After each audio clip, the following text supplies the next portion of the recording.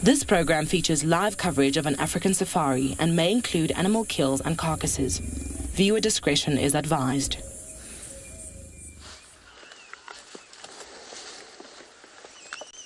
Good afternoon, everybody. Welcome to Djuma Private Game Reserve this afternoon. What a beautiful start of the day, having all of these herds of elephants right in front of us, and it shows that they're actually happy about for them to be able to exercise, which is not actually very cold. It's just a very good warmer day, and then I believe that they may actually be able to do a lot of their own activity around here with these old birds moving about, which is their job, to follow all big game for their only benefit, receiving all the insect. For that, everybody jump aboard to your very own live safari through the African wild.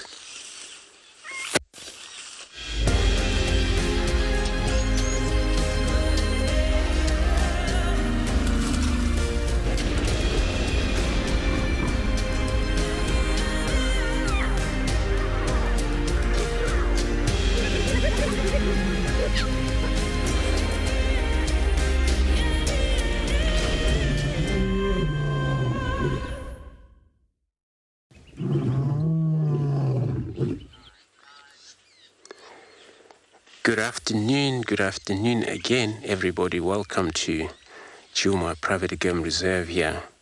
I always say it's such wonderful to begin the drive with a herd of elephants.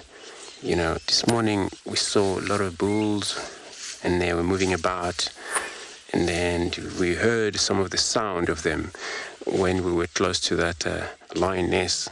So my name is Andrew. On camera I have a Dazi this afternoon. So we came about to this area to able to see what we're going to find. But herd of elephants, they're still around, even though we haven't really arrived into that area where that lioness was seen. But she may be pushed off by these elephants, maybe.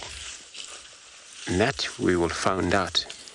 So everybody, we would love to hear from you, all these questions and comments that you are always sending to us. And then we're happy, we're actually, exercising, working out through these old questions and comments. We love having them from you, and then if you can maybe send them using hashtag WildEarth on Twitter, so also at FC on YouTube. If you are under the age of 18, you can also pop us an email on kidsquestions@wildearth.tv. But also, it's a simple way if you go on the WildEarth website and then you head over to live safari page there, and you can submit your questions. We'll be taking them live from wherever you are.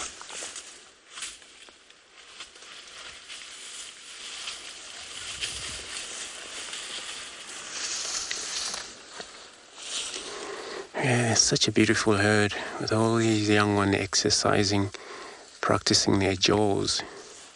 See how these young ones put that old wood, but may come out on the other side cleaned, because it's actually controlled by their trunk, while these tiny molars grinding through the wood.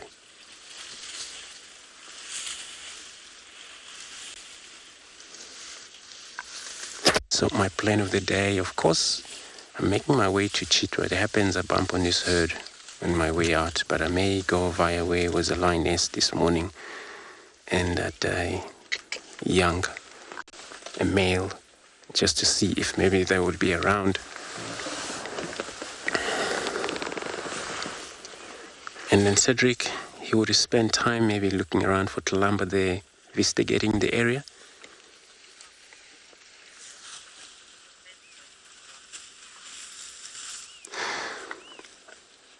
Linda, you saying this is actually the best way to start the week. Indeed, it is. Since today, it's actually, the Monday. So why not? It's actually so cool to begin the week with such a beautiful big mammal out here, which is the elephant.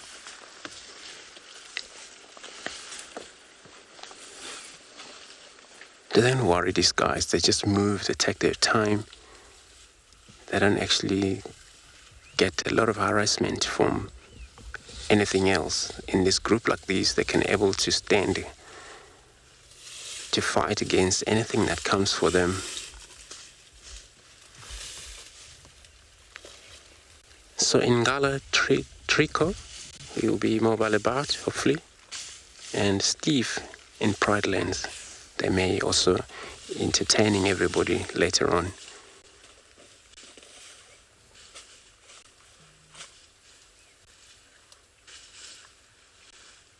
I think everybody can't wait just to drive around in this kind of like a very quiet day, warmer, slightly no wind.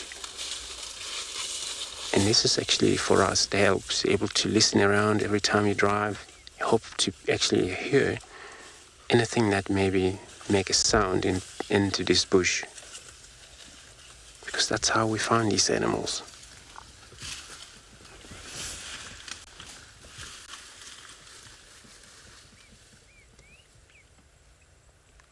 Even the elephants are so big, but how we find them sometimes, we may hear them. This morning when we were with that lioness, we had a kind of like a growl of these animals, which was elephants. And then we know they're around. And I also mentioned that they might maybe make their way past that position of that lioness. She may maybe been pushed out by that time, I believe. So it's cool that you know what's happening around as you drive. Stop and listen.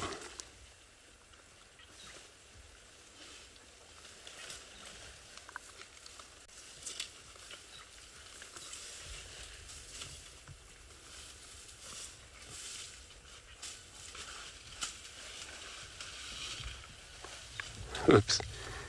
Sounding like I can hear Hippo way distances. That's probably a Gary Dam, where Cedric is going to begin checking in that area for his dark mane, maybe before he goes to Kalamba to see if she's still in the area there, where I believe she might be still in the area. It was so difficult for us to get around, or because it's a drainage line. When she dropped herself into that deep, it was not always possible for us to get in or get a good look at her.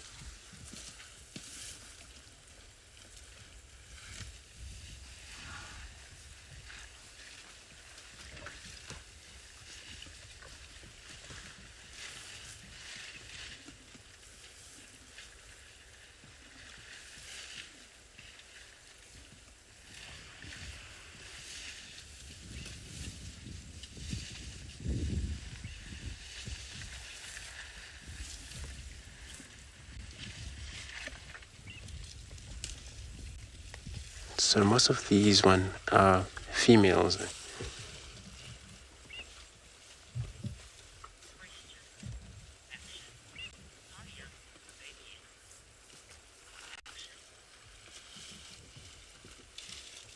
So actually you're asking how young is that a baby elephant? I think you mean the one just passed by. So that is already a year old, above the year old there. So it could be a year and a half. Just so that the tusk is already well developed, and this is when they're above the year. But the one that we're looking at the moment there, it's probably anything from about maybe 4 years, roughly somewhere there.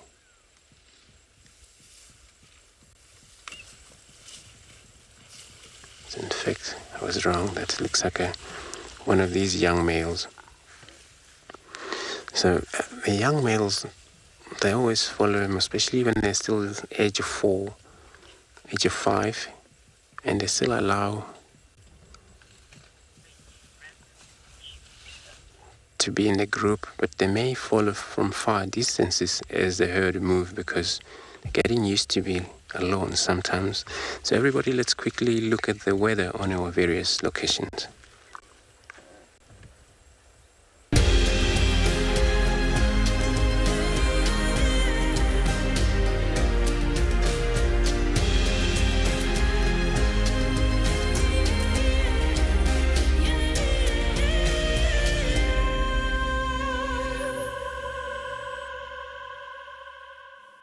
Yeah, welcome back to Djuma Private Game Reserve. As you can see, there's a lot of elephants on the property.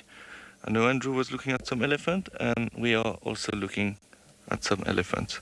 This is a very big female there. We also have a young one at the back. But they are everywhere. My name is Cedric, and I have BK on the camera with me this afternoon. So actually, we came on this road to try to find Kalamba. We found a kill in the tree. But no sign of I think there's so many elephants around, they might have pushed her away, but we'll still look in that area.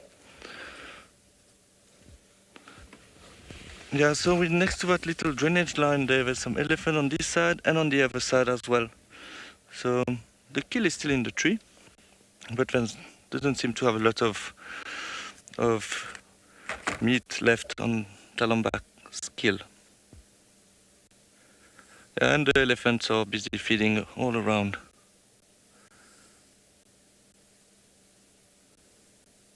There's so many elephants. It's amazing.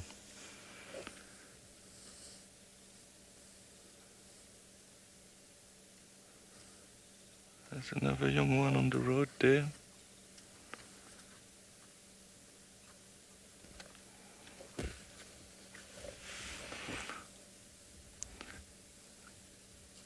Sorry, I don't know if I got the name right, WildEarth, but yes, you're saying it is a wonderful sighting. It is, yeah.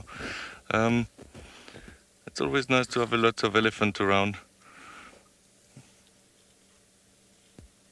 As you can see, they have very big ears. Actually, the ears compose over up to 20% of their body surface, and it's very important for them to have these big ears. As you can see, there's very big vein in their ears.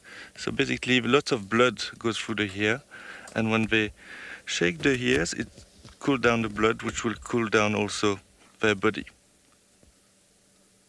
It is not very warm today, so they seem to be quite comfortable.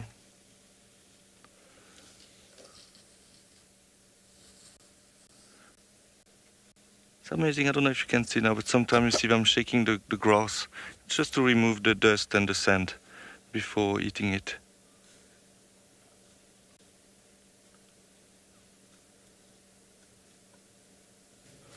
I really hope Kalamba is still around, but like there's so many elephants and I can't see her in the tree. So hopefully we'll be able to relocate her. I saw her only twice, so it would be nice to find her again. There's a young one there. So you can see, obviously, they use their trunk. The trunk is very important to them to feed and to drink. And this morning we saw one female who had the tip of the trunk cut off, but she was still able to feed correctly, and so I don't think it was a big problem for her.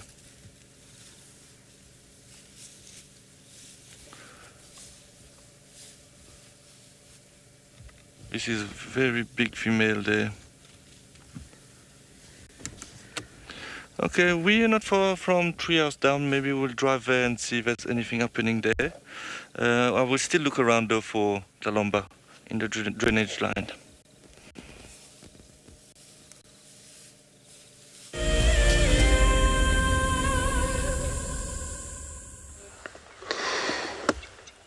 So we're still very stationary here, looking at these beautiful herds of elephants. This is part of this herd, but when we actually find them first, these big females was not there. So since they're well spread around in this area, since they're actually very good in that, when they are well scattered around, it actually makes them find greater access to food. And the young one may not be pushed by the bigger one. Especially when they just realize it's quiet where they are and it's no such a danger they may worry about. And they will spread around very much easily. But now worrying about what the danger could be around them they still worry about predators. Even they're so big animal, but they're still concerned about getting hunted. We know for sure lion cannot really kill such a big animal, but they have their young one within a group that may maybe be surprised getting their young one killed by pride of lion, which is not actually happening a lot, unless if there's young elephants they're separated from their parents,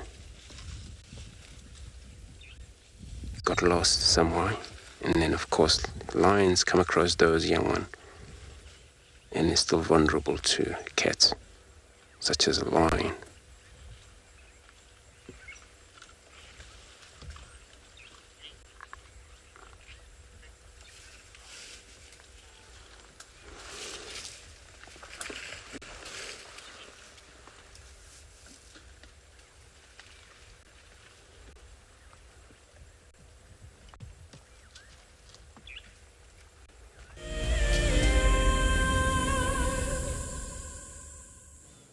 And welcome back with us. As you can see, this is the kill in the tree. Andrew found Kalamba this morning on this kill. So we came to look. Unfortunately, I don't see any sign of her at the moment. I'm quite happy actually that we managed to spot the kill, because sometimes it's quite, if you're not sure where it is, it's quite difficult to find it. But now at least we have a starting point. Yeah, so that's an impala, and just hanging in the tree there.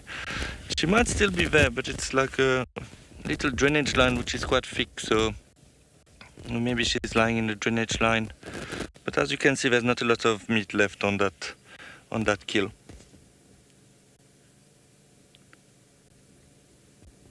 Yeah, we're still next to our elephants. We're a bit at the back now at the moment. Don't know if PK would be able to show it to you. And I didn't park in the best position. I apologize for that. But yeah, very slowly moving away at the back there.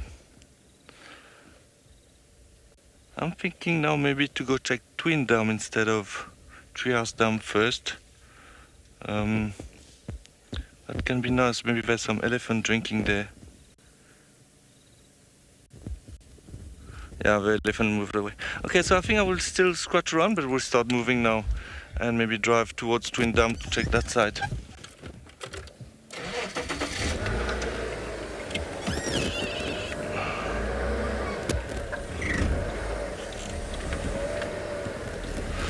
Yeah, this morning was very beautiful with the sunrise, and then the day turned a bit differently, very cloudy, which is quite nice. It's not too hot.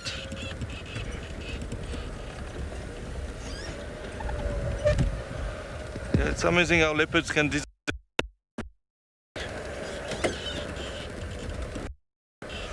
Okay, so we'll continue on this road. In the meantime, we'll send you to Steve, who would like to say hello at Pride Lands.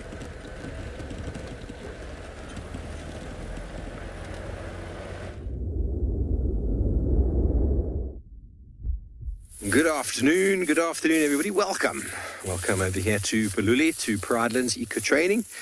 My name is Steve Djuma on camera, and we are excited to have you with us. We had elephants at the dam drinking an hour and a half ago. Here are the tracks. Front and back foot.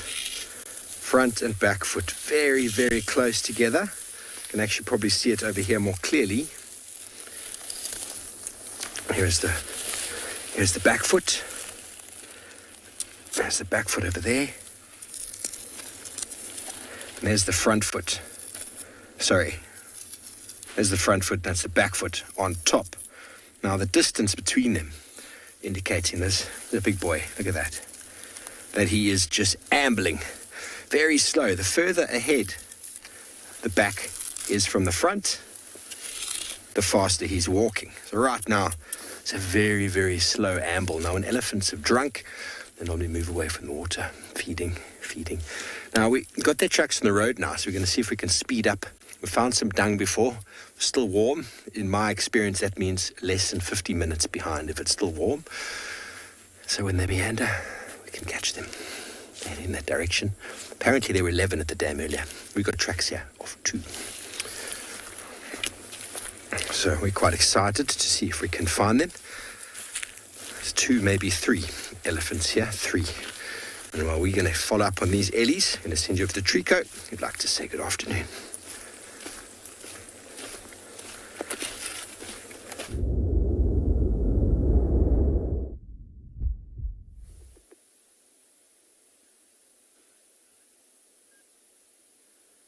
Good afternoon, everybody, and welcome to andBeyond in Ngala. Would you look at that? As you can see right in front of your screens, we have some lions just laying down there, having a little rest. Quite amazing there. Good afternoon once more, everybody. My name is Trico, and behind the camera I have Johan with me doing a fantastic job. And welcome to everybody, and welcome to andBeyond in Ngala. So our initial plan for this afternoon was basically, specifically looking for this particular pride. And we're very lucky enough to be able to have found them. And I was actually thinking, because it was quite cloudy today and quite cooler, I was thinking they could have moved quite a lot. But it looks like no, they decided not to. Decided to find this nice area here and just lay down and rest. And the most amazing thing is that the 2 white lions are here. As you can see, the one on the right of your screen, you can see a little bit of a mane in around the neck. That is the male, and the female laying down further on the left.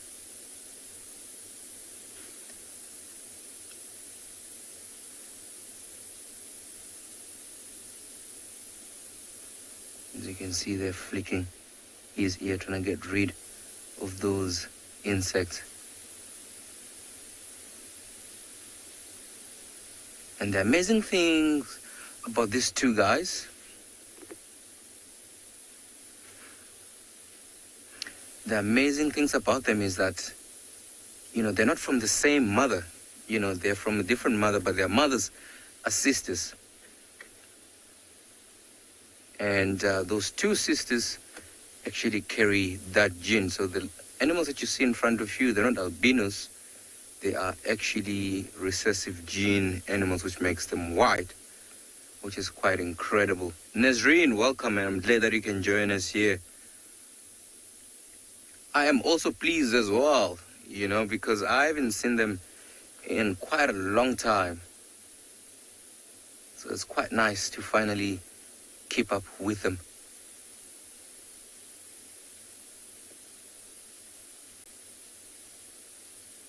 So the male that you see there is almost 3 now, about 2.5 years old, and that female about 1.5.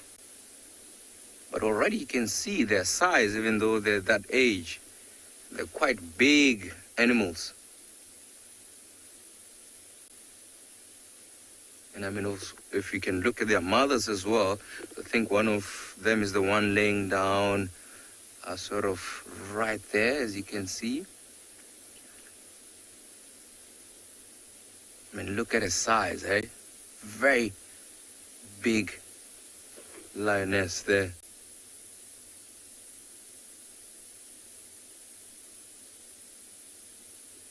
So that male, that is his mom.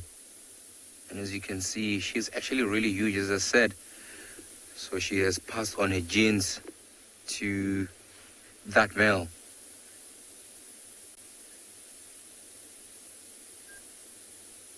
So I think we're still going to stay with these animals for a little while. But in the meantime, I'm going to send you over to Steve, and I think he has some amazing elephants.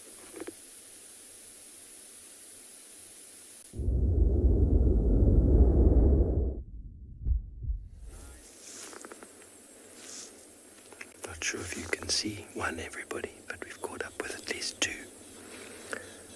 Looked like they were having a little rest in the shade of the knobthorn. continued up this road here. So the tracks, only 2 here. I've seen 2 at the top of the hill. That's why binoculars are so important, because we saw something that looked like a rock. Elephant. Gert doesn't need binoculars. He's like, of course that was an elephant. So we're going to walk straight up the road because it's quiet. If I show you the wind direction, it's starting to shift, which is a problem. Going to go up a little bit more, then we're probably going to cut into this block to get a view of them from the side, but the wind has just shifted.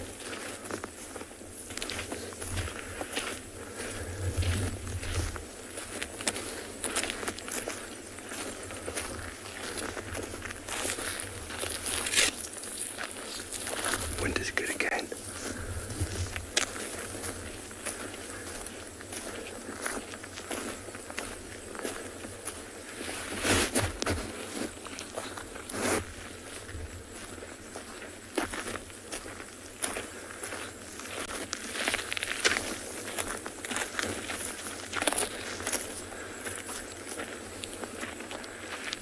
Have a little look.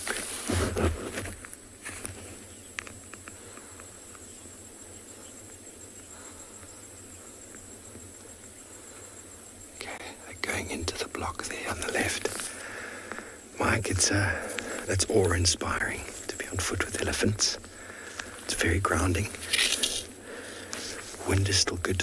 I can see one going through there. So we're going to walk through here to that fallen tree very quietly. Then we're going to take it from there. So everybody come join us. Keep very quiet. Very quietly. Keep your ears and eyes open, okay?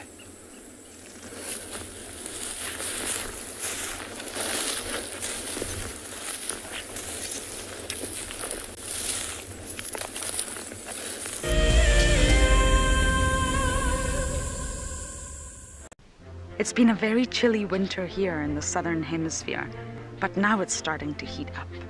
The sun is rising a little earlier, which means, of course, the animals are too. From the 17th of August, the WildEarth team will be venturing out as the dawn chorus begins, as the sunrise safari will be starting half an hour earlier. Lock those times into your diary and set those alarms to make sure you don't miss out on your safari through the African bush.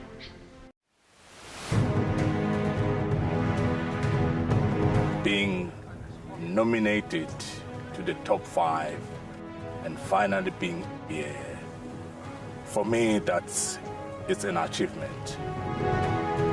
Tracks, I believe I did quite well, and the walk. And sometimes you often drag their feet forward. The storytelling as well. So yeah, I think that's where I see my strongest point. And then, that was the opportunity of the scrappy. I say the bedding and the call, definitely, for me, it was quite a big challenge. Guiding is not all about the award that we have had, but in sharing the experience and continue to do what we have passion and love.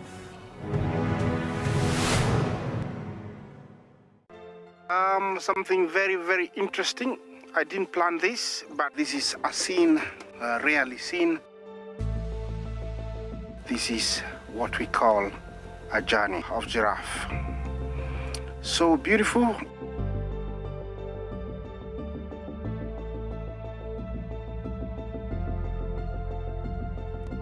Tune into WildEarth every single day. It's in your nature. I got into wildlife filmmaking because of a passion for nature and a notion that I could make a difference. Helping others fall in love with nature brings meaning to what I do. It's also a lot of fun. A couple of times per week, we receive some very heartfelt messages from viewers telling us about how WildEarth has made a difference in their life, whether it's helped them through a difficult period or simply helped them to reconnect with nature. I think that's why we do what we do.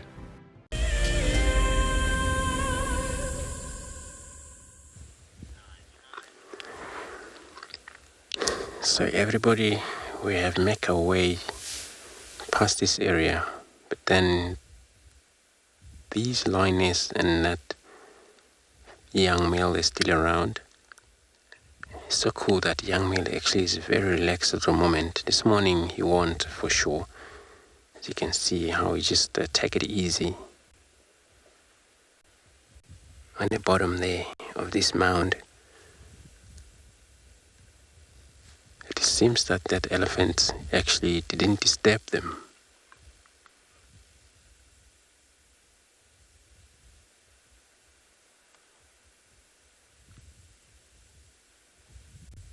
He's trying to take a nap, probably hard because they also has to check around for the safety also. They would still have a lot of enemies as well due to another lions in the area if it ever happened.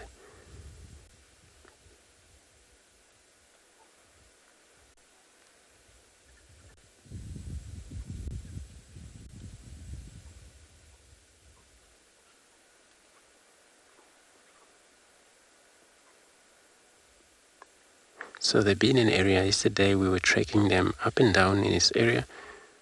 Just couldn't find them.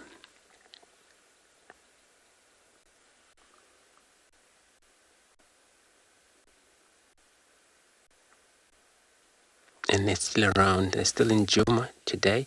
And the dark man, he's probably still around there, hiding somewhere. And then later on, he may roar about.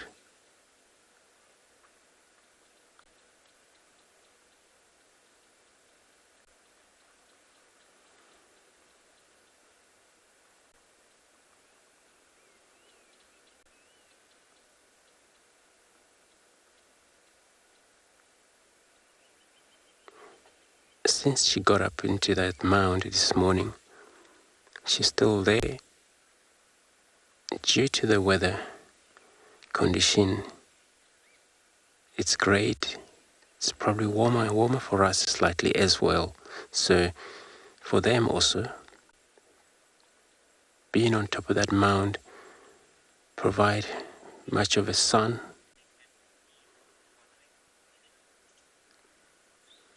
So everybody, we're going to leave these animals. So in the meantime, let's go across to Steve in Prideland, who is following on the elephant.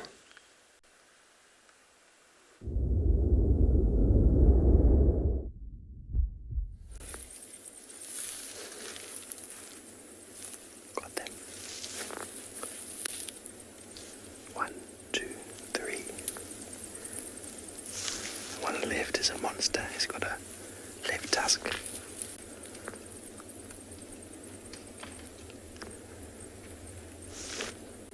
They're just busy feeding. Found ourselves a nice little bit of elevation so we can see. Obviously elephants are very big. Trying to look at them through bushes is difficult.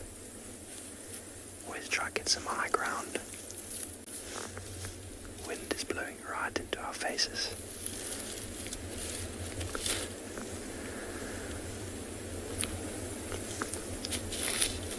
The sun could be in a better angle, but you can't have them all.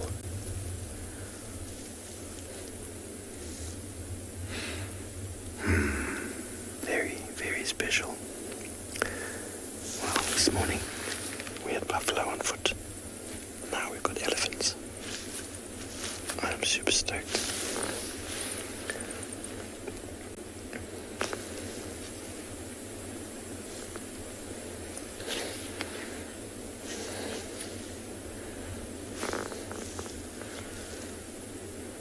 Jackal in natural conditions. I mean, bulls can go into must at any age by the time they reach 18 to 20, but they don't normally because there's bigger fellows around. But I'm not sure if there's a very specific time frame. But I know that most of your big bulls come into must late 20s, all the way into the 40s. And the younger they are, the shorter that must period is. Stories of the Pilansburg, that's the other one over there. Stories of the Pilansburg elephants, those were 18, 20-year-old bulls that had no other animals or elephants around, and they were coming into must full-time, 18, 20 years old, just full full aggression, full must. And they just were way too much to handle. They were killing rhino, chasing cars, and an absolute menace. So the management just brought a couple big boys, put them in the reserve, and I think in a very short period of time, sorted them right out. So they're able to come into must quite early.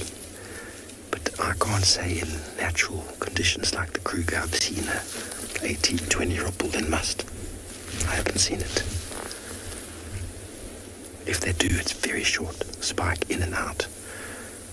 But the bigger bulls maintain that must, and the longer they're in must for, the more pungent they smell, the more attractive they become to the ladies, and everybody moves aside for them. Okay, well, looks like they're moving into the thickets. Now we're going to try reposition, get another view.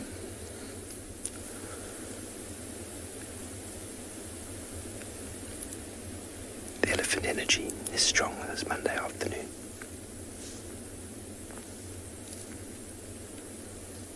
Send us through a one-note tweet about how seeing elephants at foot would feel for you if you get the opportunity. And while we climb down from our termite mound, go around and get another position, we send you back over to Andrew with his lions.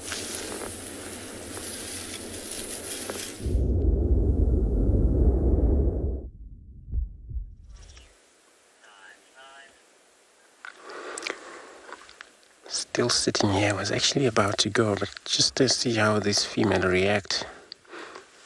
And in a way distance, looks like a visual of the animals that she may be seeing down there. But it's a long distance visual. Looks like a whole wildebeest there.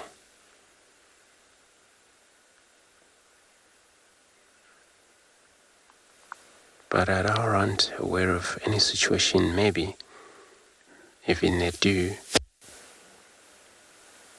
they would probably take it easy from afar.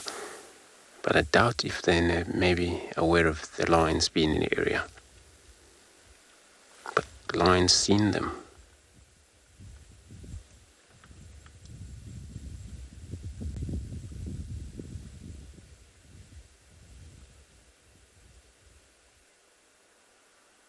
And she always keep an eye on them.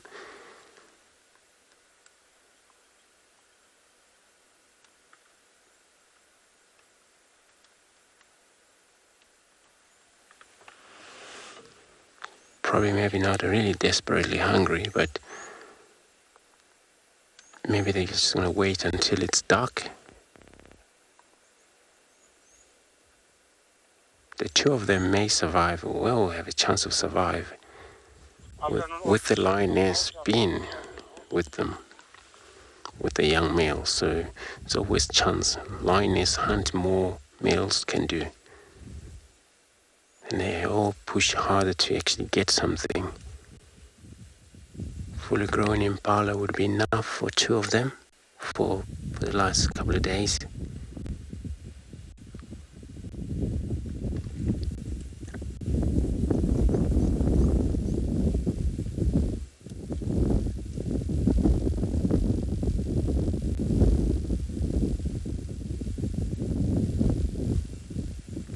Slightly of the wind that is picking up. It's probably that maybe that antelope may be aware.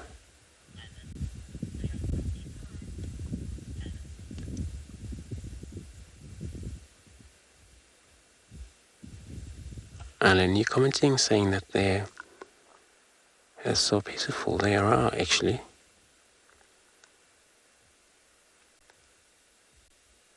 Especially with a young male that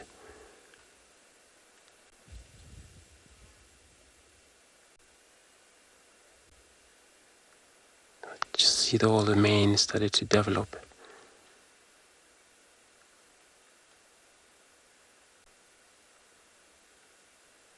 But at some point, he definitely has to get out of the pride.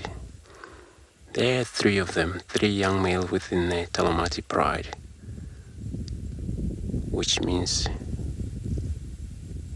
somehow they would need definitely to have to move, leave the pride, look for their own life, territory, and they weren't going to be participating anymore in their pride.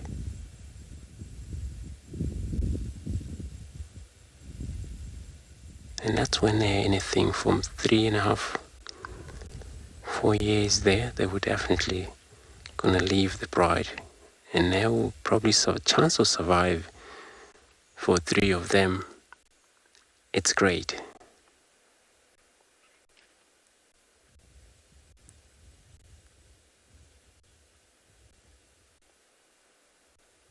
That is also very difficult for the young male who is just come independent and then coming nomadic male.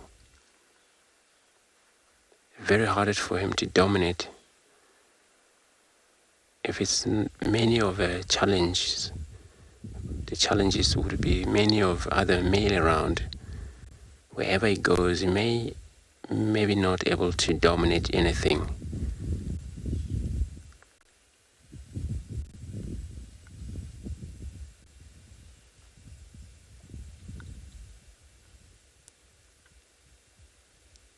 It's like a fly is bothering her.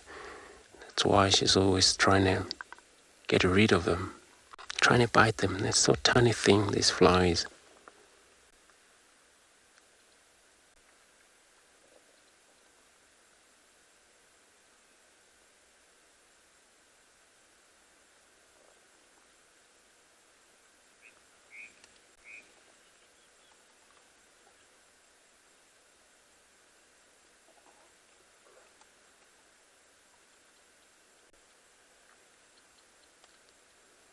Cats, they have incredible hearing, especially when they're lying right there, right like that on his floor.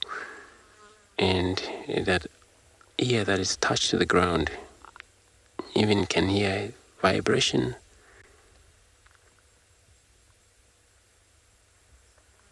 Which that also include the airborne sound as well. That's what they can hear.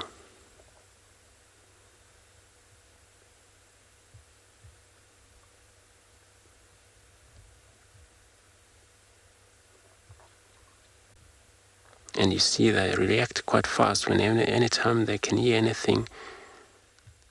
Can be any animal that's moving about.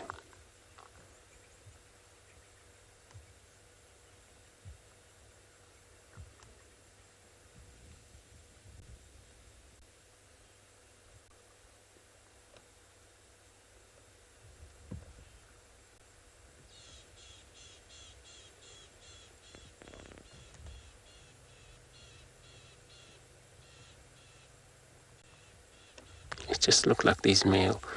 He would be a great male when he grown up, for sure.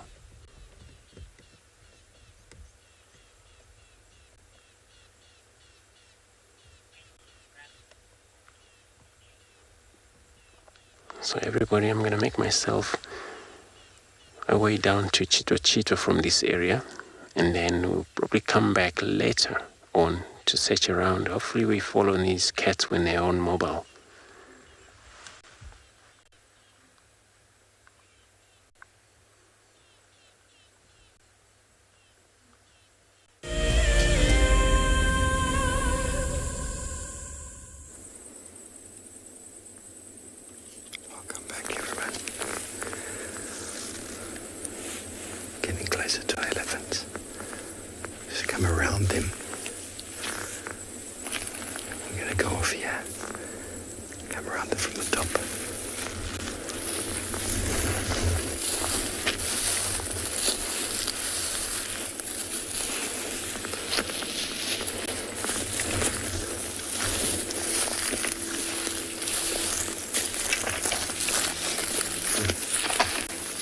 Smash a knob thorn there.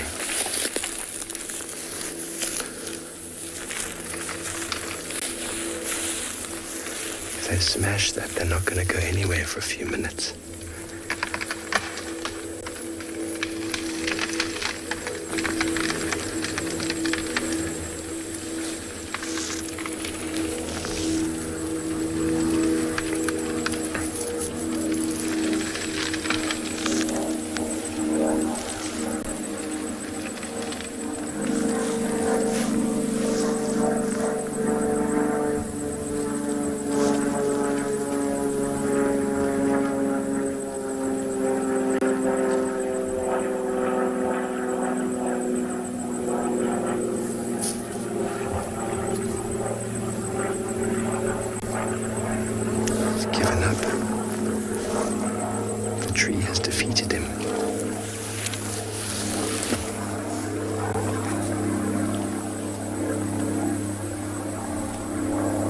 trying to get another angle at it. You probably also heard that aeroplane. Every now and again, certain noises might disturb them just slightly for a moment, and then as the aeroplane bypasses, it's going to give the tree another go.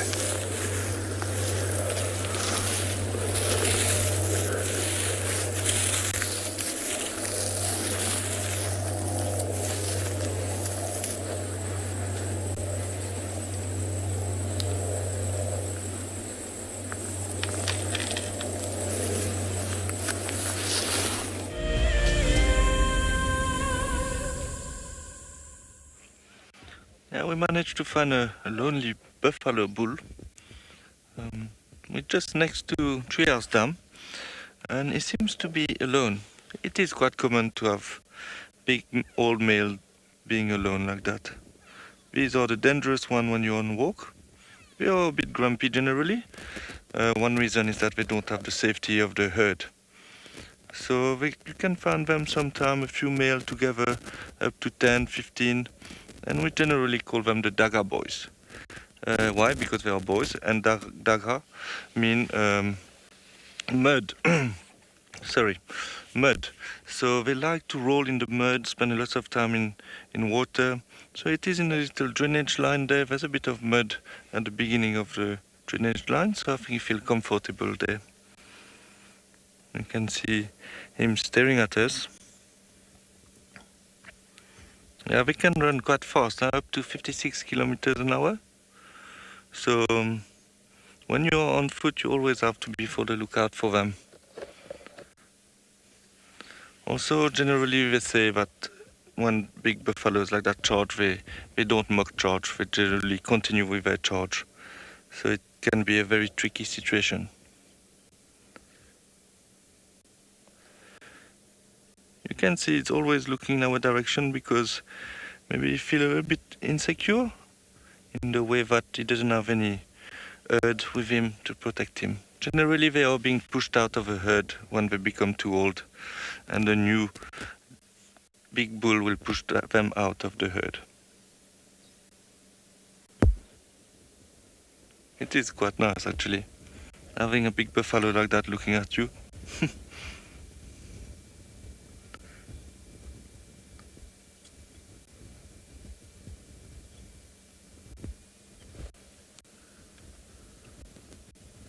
Yeah, so we're currently at Treehouse Dam. There's not much on the other side. But yeah, we checked Twin Dam. It was quiet as well. So I'm not sure where we will go after here.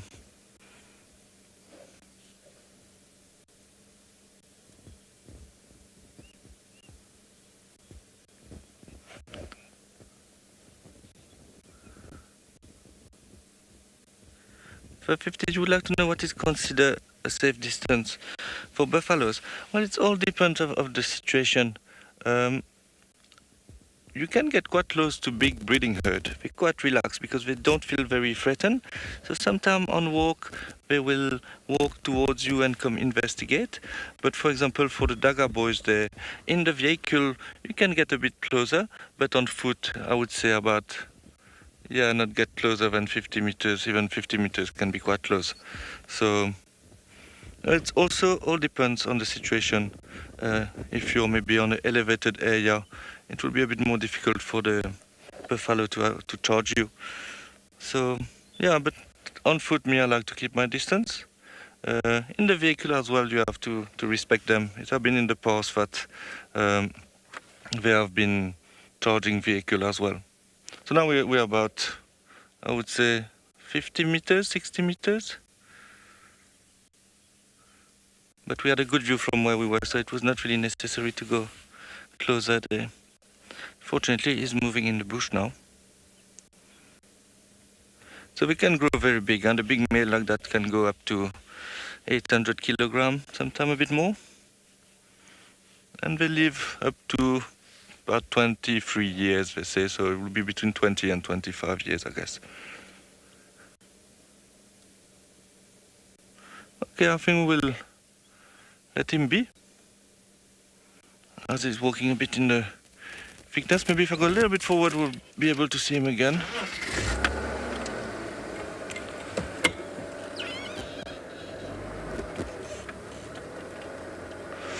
Okay, so we'll try to see if we can get another view. In the meantime, we'll send you to Steve.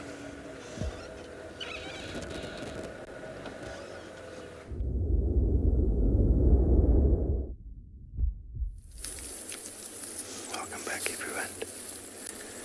We managed to get around and on top of the hill, in front of these ellies that two of them are feeding on a knobthorn. That one tried to push over and sort of semi-broke it.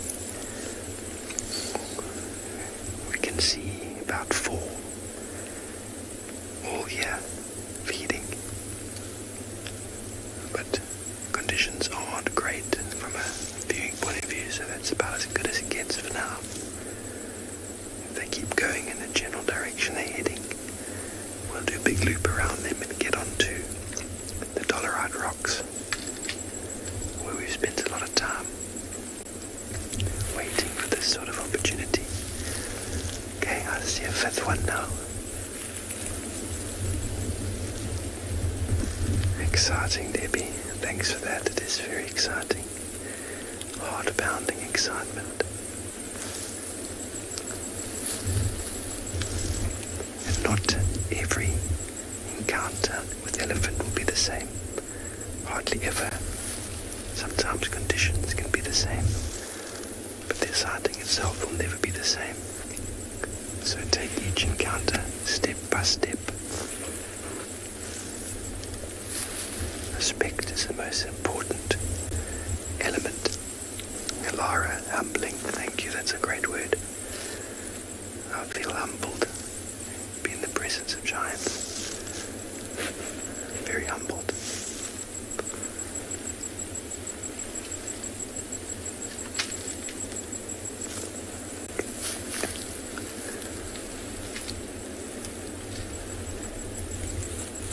Chatting with Evo before, running through some scenarios of how to approach these sort of things and what to do. There's no set rule. Each situation's different, but you need to take in considerations of the wind and cover, the escape route for the animal and for us. Most importantly is respect. I've had an elephant encounter on foot where we could just hear them in the bushes. We never got to see them, and that was it. And that was fine. That is how it is. Your own comfort zone, the guest's comfort zone, as well as the animals, is so important to bear in mind. If you can improve the sighting and do so safely by still maintaining respect, then by all means.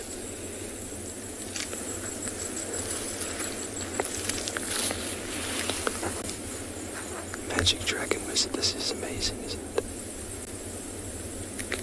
A few more elephants in the back there. I think there's a number more in there we didn't see before, but we know there are 11 that drank at the dam, the students told me. But we only had tracks of 3. They all seem to be heading into this knobthorn belt here, where the knobthorns, as we've spoken about before, very, very nutritious for the elephants, and they're eating the flowers, the roots, and the bark. There's no real leaves around at the moment. Changing the structure of the vegetation. So when we started tracking, we knew that drunk. That's a bonus. And the tracks were very slow, ambling tracks. And they move, they stop, they feed.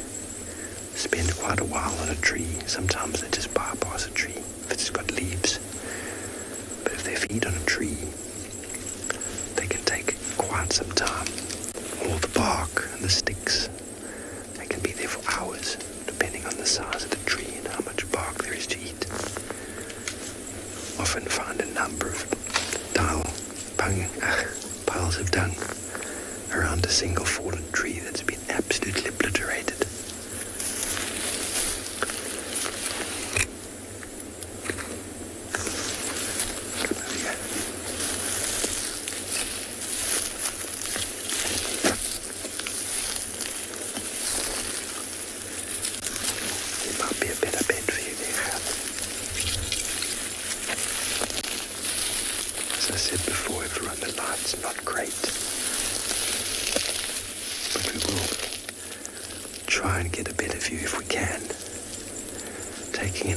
Elements we spoke about before.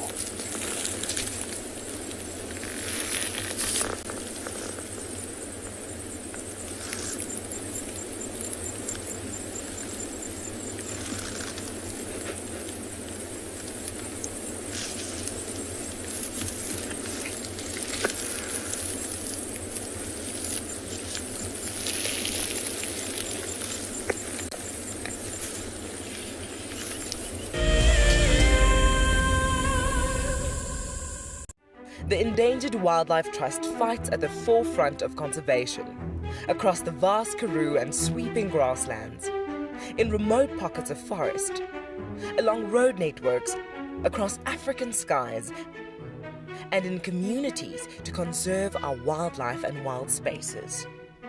Help us to protect forever, together. Donate now at ewt.org.za.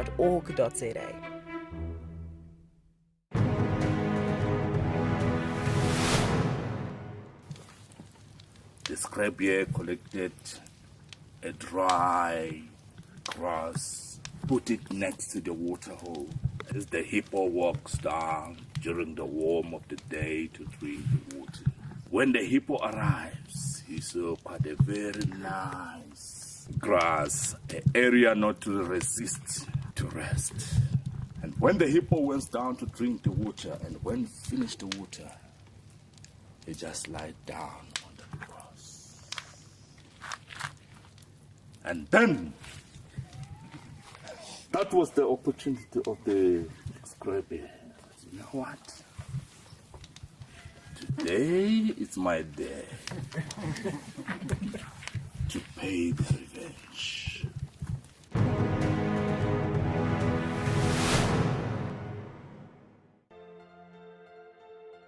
This is a battle of two great carnivores of the African wilderness.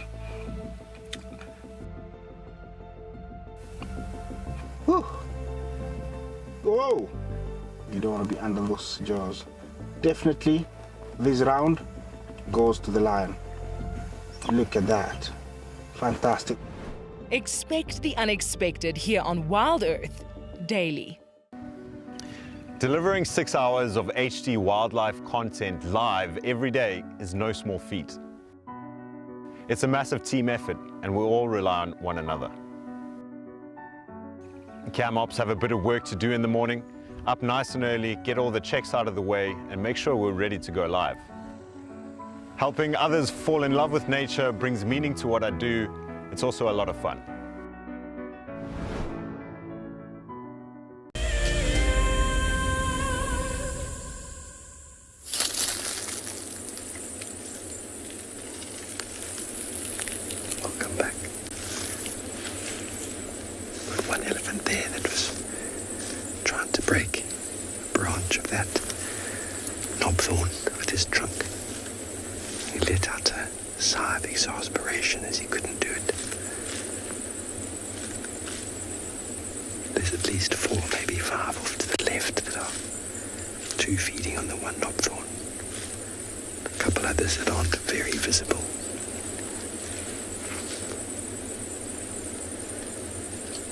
There he is.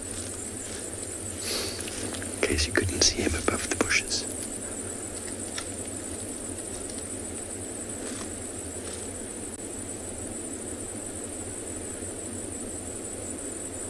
Now it takes a special technique for elephants to break trees. Something they have to learn. Big fellas teach them. Easy enough to break the smaller trees, but the big ones require a lot of technique. It's all about about leverage.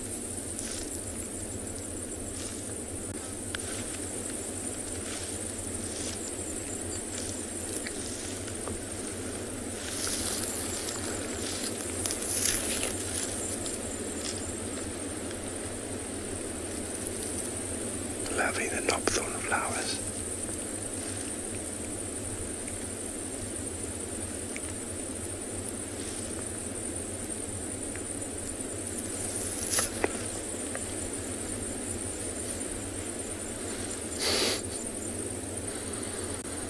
Linda, I'm sorry I don't have the statistics for you on that one. I think someone's done the research. Brightlands would be a good example because they didn't have elephants here for a long time. And I think some studies have been done before they dropped the fences, so coming back and assessing. But obviously with a new shop on the market, it gets visited, or a new restaurant. Hey, everybody goes there in the beginning, tastes the food, checks the service. So the pressure then on an area that hasn't had elephants is very high. Eventually it'll start to sort of peter out. Okay, I'm going to go to that little fallen tree there. A little bit closer here behind this fallen tree.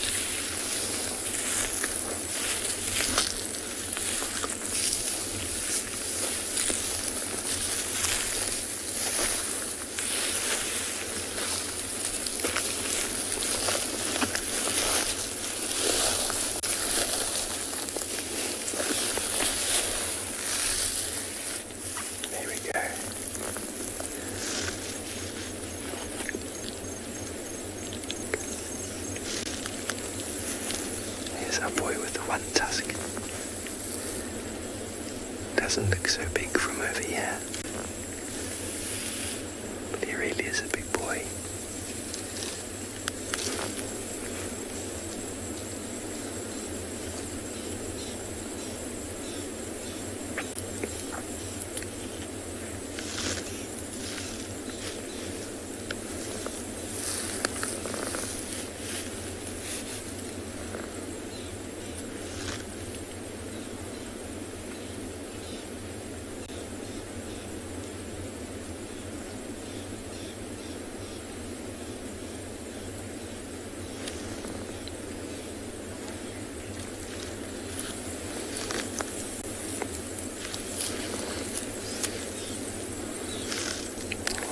Monarch, the trunk just hangs on the ground when they're resting. If they're standing up, that is. If they're lying down, it just coils out on the ground in front of them, like a big hose pipe. Sometimes though, especially in must, you'll see big bulls walking with their trunk over their tusk. It's almost a frustrated sort of look. Normally quite a characteristic feature of a bull in must, walking with his trunk over the tusk. A very heavy appendage. Entire body cushioned in the feet. Huge pads under the heels cushion the weight, but enormous, powerful pillar-like bones to hold their structure upright, and their neck is pretty much fused to the spine.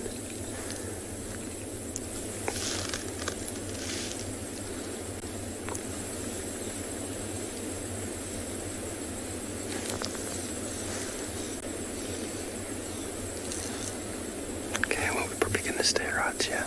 There's a magnificent group of elephant bulls. I always send you over to Andrew.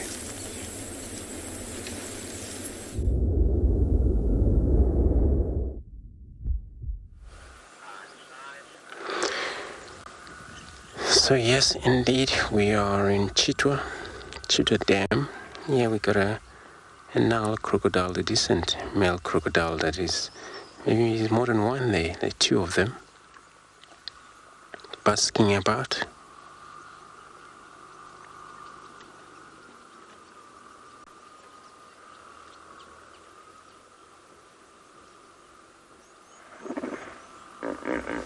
So some of a beautiful sound of the hippos coming from the far right.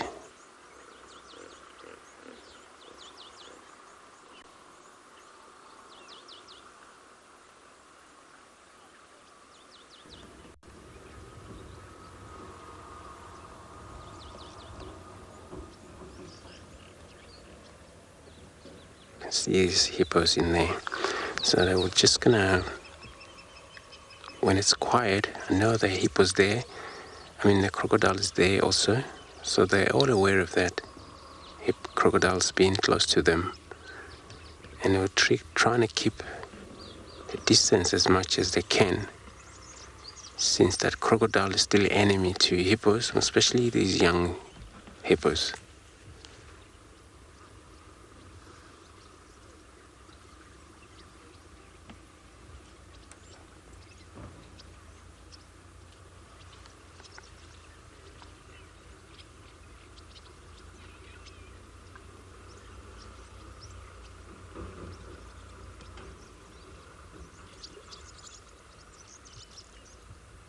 And there's still, as you can see, all these are oxpeckers that I always associate with animal. It looks like she's got a baby there. You can see how the baby is actually moving on the other side, since the crocodile is on this side.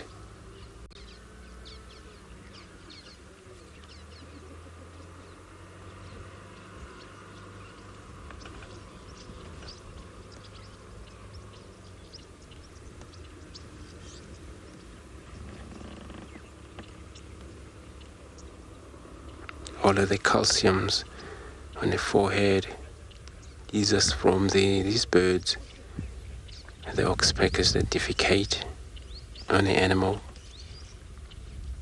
They're only going to be washed when she returns back to the water.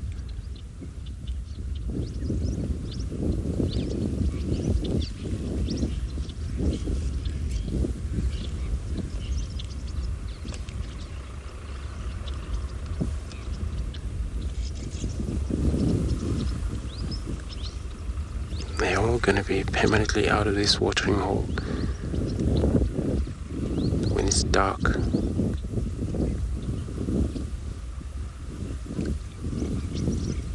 And they move far from the watering hole, but they eat grasses. And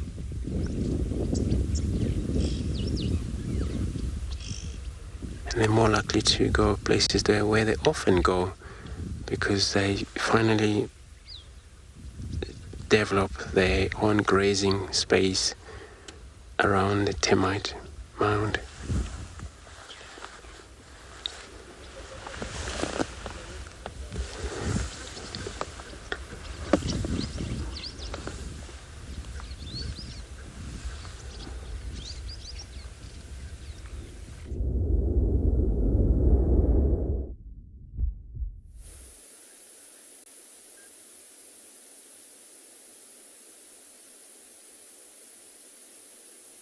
Welcome everybody.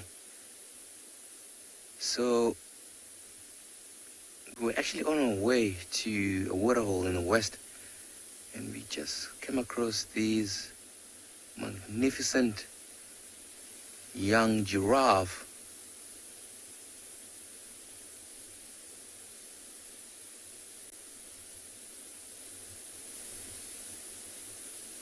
It looks like it's grooming itself there. Maybe having a little bit of an itch or even a bit of a tick that it's trying to remove there.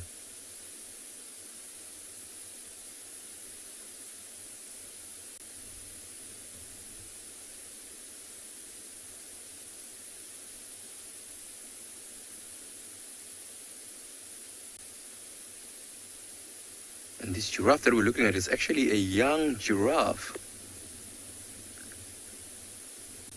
Still quite really small, which makes me think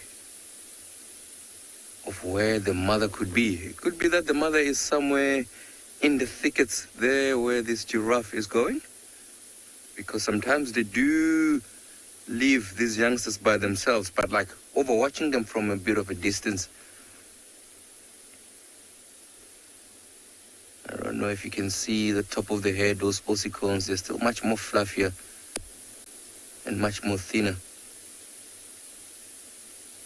which can tell us that this is still a youngster. I think it's going to disappear into some bushes soon. There we go.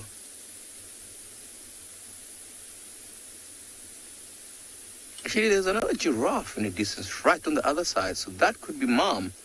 I can only see just a tiny bit of hair and a little bit of a tail. Oh, there we go.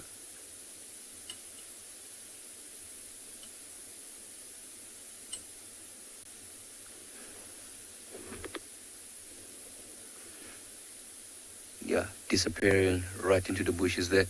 I think possibly they'll head in there, try to get some leaves to feed on. As you can see, the trees are still nice and green. There it is coming out there. That's the mother there looking at us.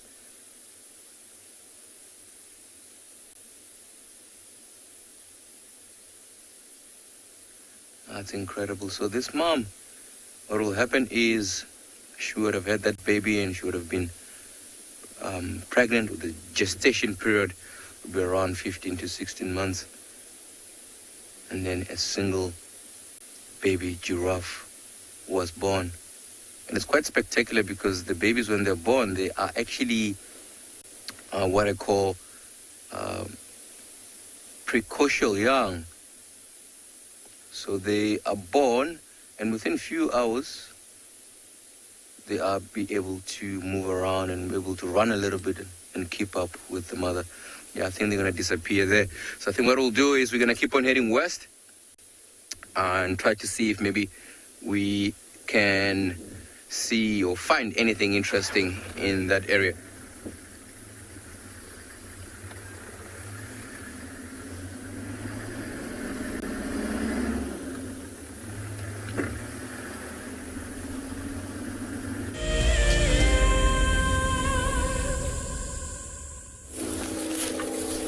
Welcome back, everyone.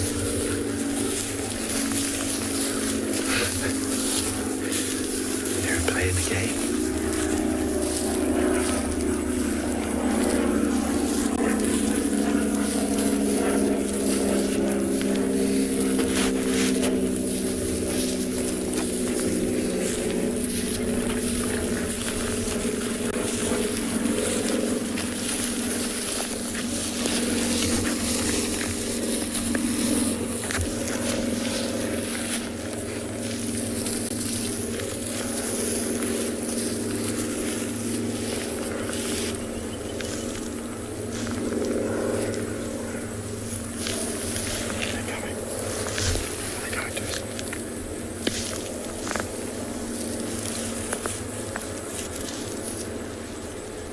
See the mountains for the first time in ages.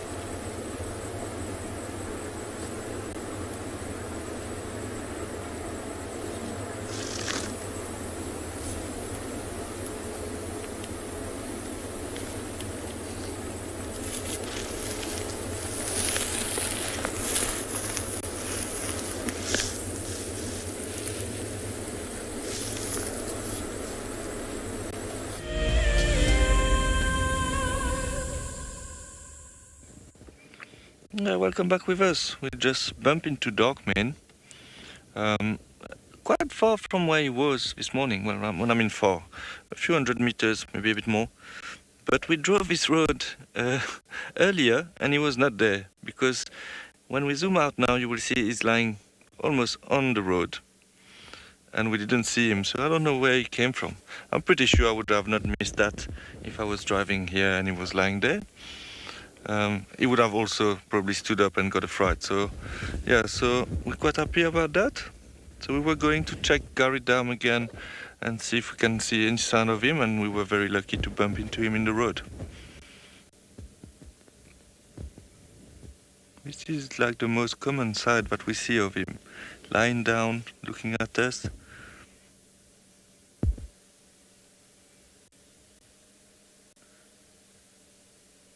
Yeah, so we had a great sighting of him today.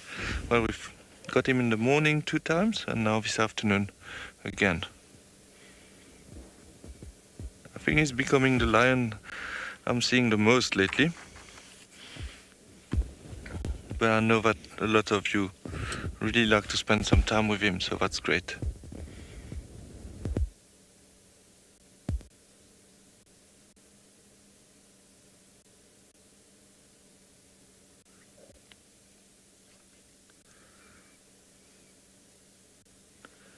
Sandy, you're saying Darkmen have been spotting us lately? Yes. Well, for today, for ourselves, it was very nice. I know in the previous days, I'm not sure how many sightings there was of him. But yeah, he's spending a lot of time on Djuma, which is very nice.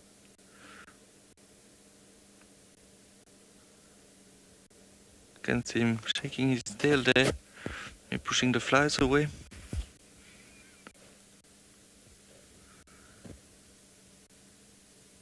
Yeah, I think what he did, he probably walked into the bush and then came back out after we passed here. But it's always nice to come around the corner and find a lion on the road, or just next to the road.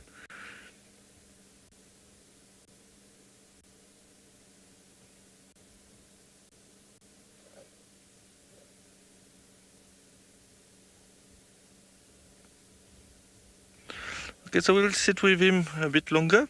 In the meantime, we'll send you to Andrew at Chitwa Dam.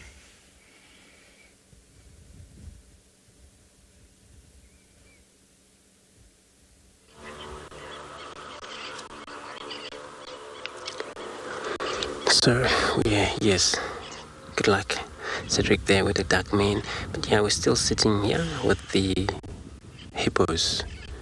I've always seen them yawning about. Since it's not yet for them to head out of the water, and they always exercise their jaws and they yawn around about.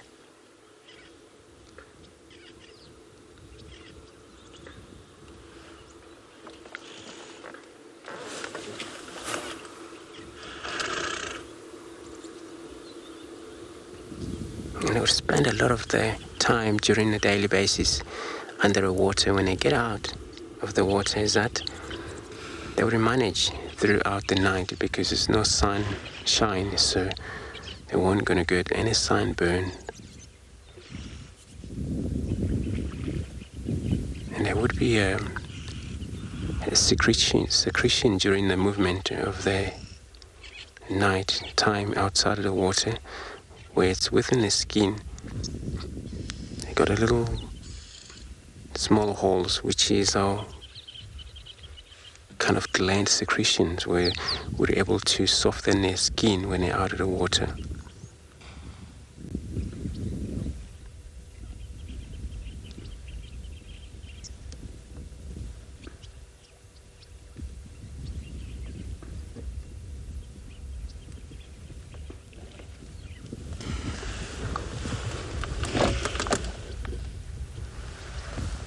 Looks like they're all spread around here.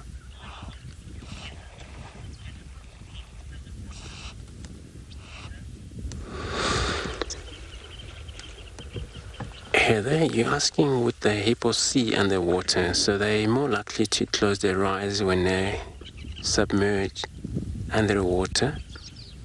but at the same time with their ears, it's also nostrils.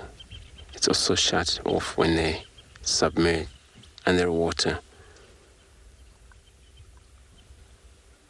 Just not sure whether they can hear underwater, but to see they have to close their eyes when they go down.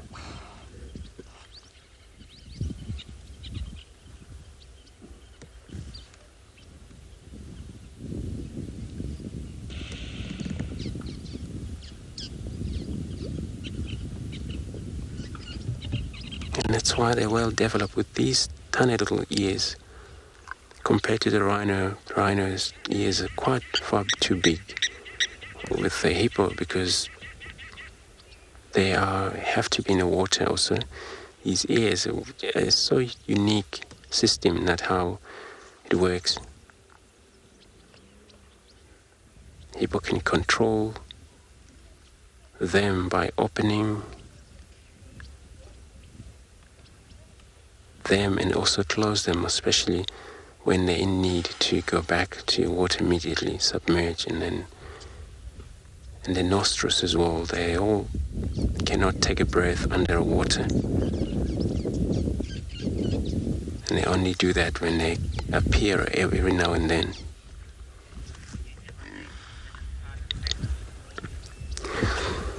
So everybody, let's take maybe about 2 minutes as silence here, just to listen to these all the sound, birds, various different.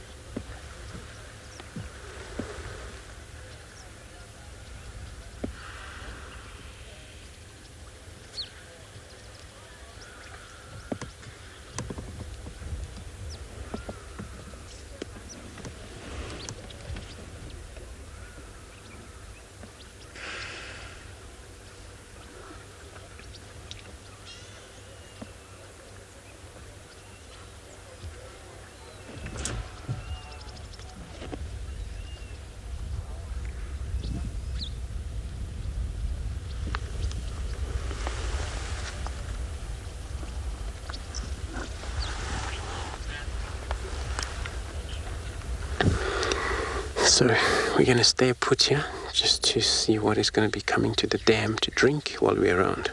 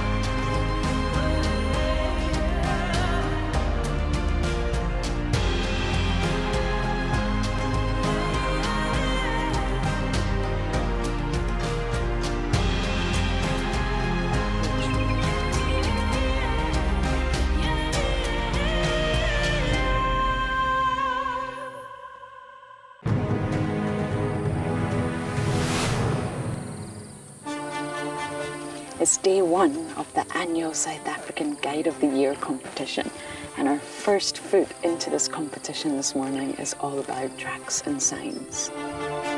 We're going to call you in one at a time. Just look at it, the information will be there.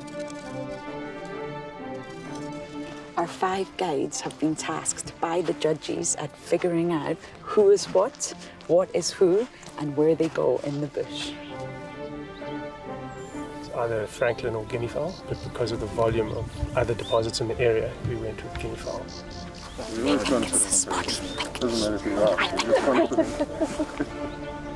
Detailing the surrounding that you need to look out for tracks. The details is very important.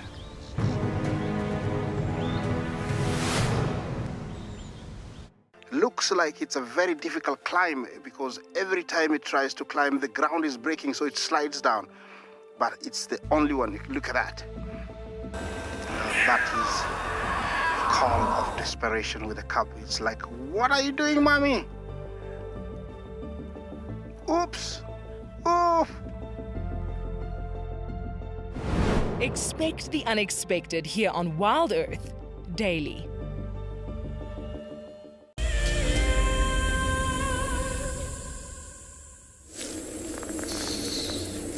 Welcome back, everybody. Well, we've gotten all the way around onto the other side of the sun now behind us. And here's the big boy with the one tusk. He's just pushed over another tree. This one didn't seem to have any fresh flowers on it. Possibly all of the flowers already pollinated. Pushed it over with his face and his trunk. As I got most of the way down, he then stood on it to squash it to the ground. And then he just ambled around it very slowly to the front. And I do apologize about the plane flying overhead. It's a very interesting looking plane. Looks like a World War II. Some of you out there would probably be able to hear the engine and be like, yes, that's a... some people are like that with cars. Take a lot of lessons away from an elephant, especially a big male elephant. There's absolutely no rush. They take everything in their stride. Everything will come. Everything will be done that needs to be done. There's no rushing. They walked up this hill, ambled up the hill into a beautiful knobthorn grove. It's all facilitated by sort of a basalty dolerite soil there. Nutrient-rich clay soil, which is the basalt. The clay knobthorns are very, very common. And he pushed the tree over with a bit of effort, not too much energy. And then just ambles around to the other side. You know, there's no hastiness. Except he's already on to another tree. He didn't quite like that one. Jacqueline, well, what steps we will take is we've got to keep watching the wind, which has shifted a couple times on us. And, I mean, you know, elephants, as well as all the big 5, are regarded as potentially dangerous. Here we go. Watch the face. That one's got lots of flowers on it. They spring a little bit, get it moving, and then they snap it. That's a technique.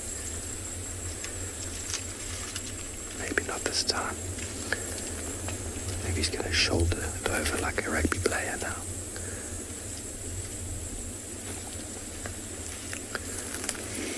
Feet on the tree that he pushed over already. That's a good boy. Always looking at a different angle. So, Jacqueline, we can preemptively sort of figure out what's going to happen next. I mean, these animals are not moving. Very happy in this little block here. And we've got some cover. Oh, there we go.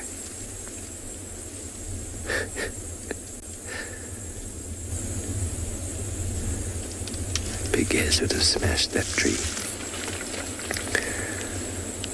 We always have sort of roots upon roots to back away. If they started walking directly towards us, it's very possible that we could decide, look at that tusk, smashed it.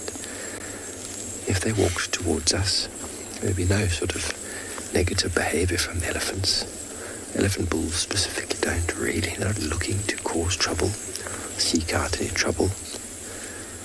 So at a certain distance I would let him know that I'm there, and then read his behavior from there. They know we're here though, because we've had to move a couple times because the wind shifted on us. And a couple of the younger bulls sort of reacted slightly and walked towards the big guy. And now they're all calm again, so they're aware we're here.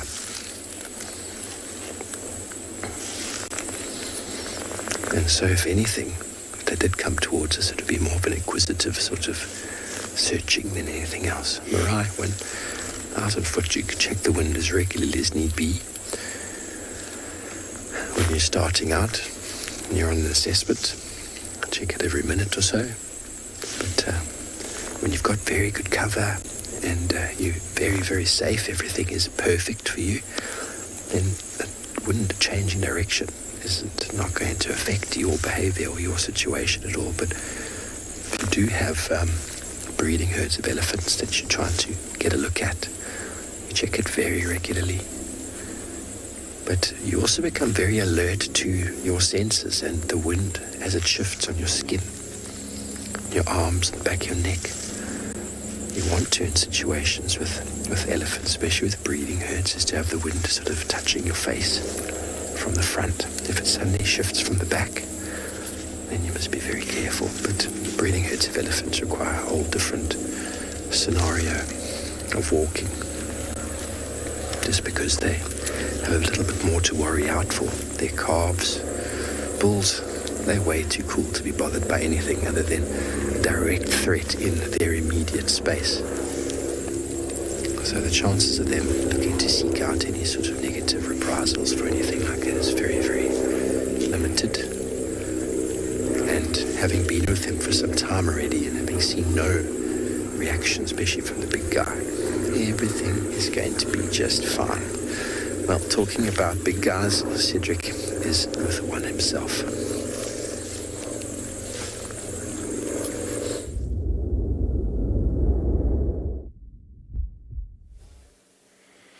Yes, welcome back.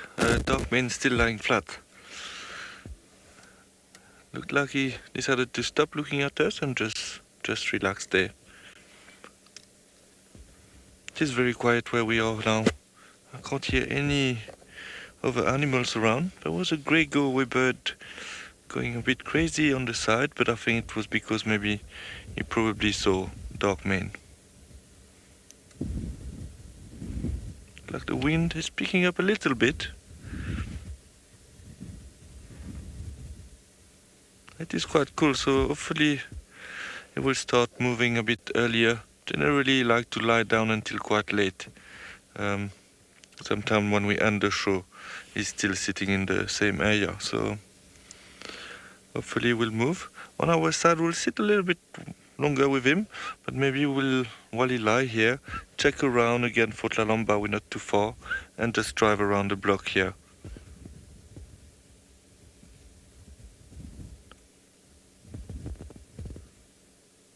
It would be a little bit more entertaining if he could just lift his head and look at us. But as you know, lions like to lie down and rest for a long time, up to 18 hours a day.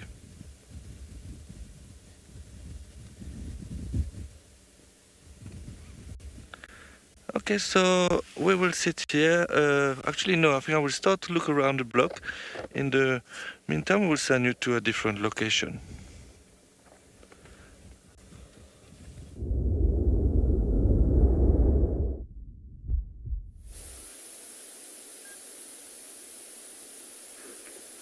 Welcome back, everybody. As you can see, we did finally get to our waterhole. And as you can see there, right in the middle of the waterhole, which actually looks like few rocks in the water, but it's actually not rocks. Those are hippos in the water. And there's some outside of the water. And also there's some few youngsters.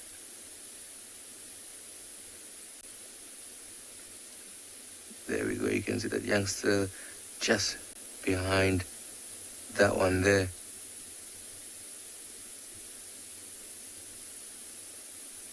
So looking at the fact that that youngster is very close to that particular hippo, I would say that that is potentially their mother.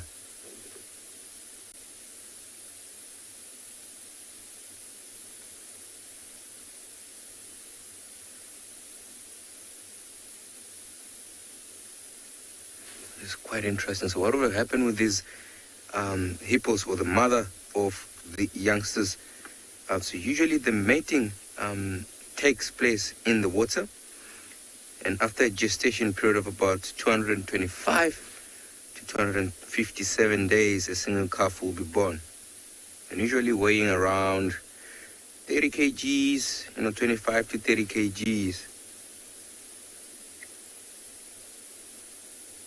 And the cow actually gives birth either on land in a dense cover, or close, or actually in the water hole where the water is much more shallow. And she'll keep the calves away from the rest of the pod up until the calves is, grown a little bit, and then she will introduce them to the rest.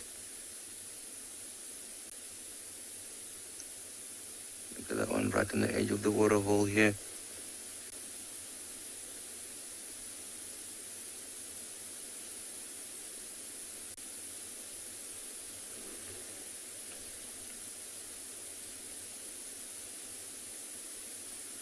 I was actually trying to count and see how many that I can see there. For now, I've counted about 12. There could be more, or some that I can't really see that I've already submerged, but for now, I've just counted about 12. So in a pod like this, there'll be females with their youngsters, and dominant male in amongst here. And usually the dominant male will allow other males, like satellite bulls. Did you guys hear that?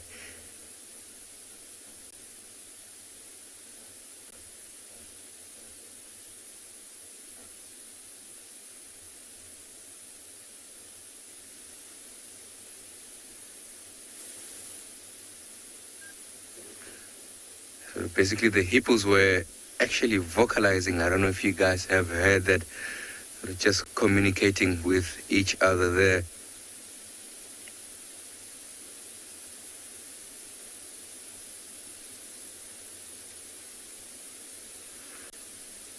So this particular animals, this is what they will do, the whole day. In the water and slightly outside of the water, rest. And as soon as the sun goes down, they will leave this water hole, travel and look for food, which will be grass that they're going to be grazing on.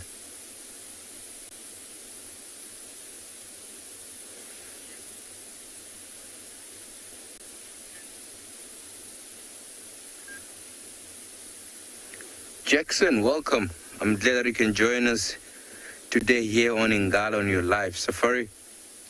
How do hippos mark their territory? I believe that is your question. So Jackson, bulls, they actually, what it will do is, in the areas that they move in and around, or, in their territories, even sometimes in and around the water holes, they actually do that.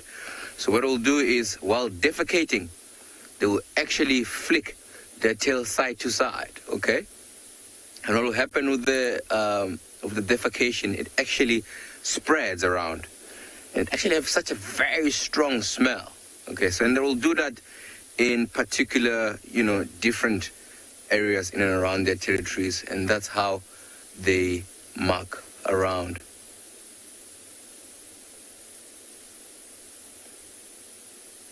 Look at those two there being playful. There's also a couple of birds on their backs just sitting there.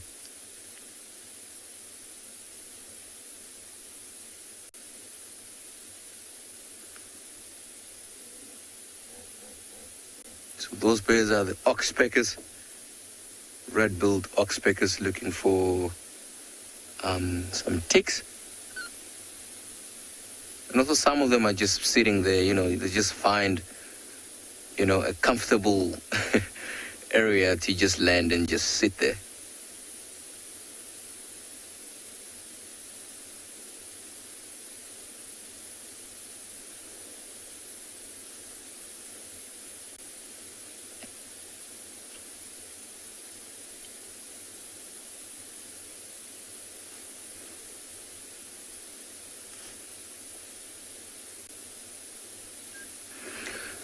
I think I'm going to still hang around in this waterhole with these hippos and also see if maybe there's any other interesting animals that will come down for a drink.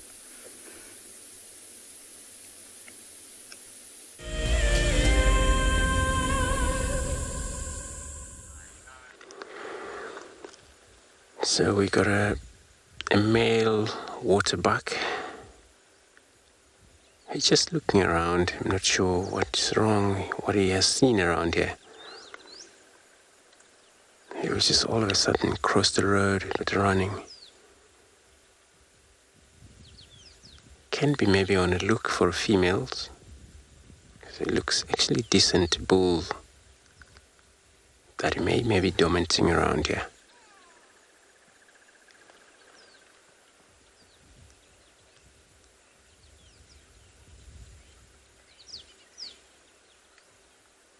Just trying to listening around. As you can see, these ears all are switching every now and then.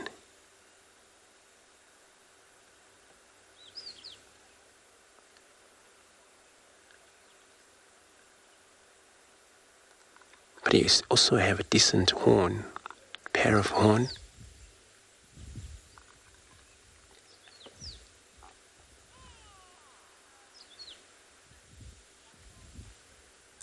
And they're beautiful, hairy animal.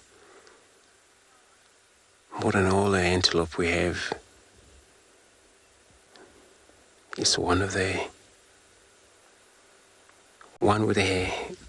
oil skin gland that it's probably all about protections against the ticks. These secretions take place, stays there permanently within the animal skin.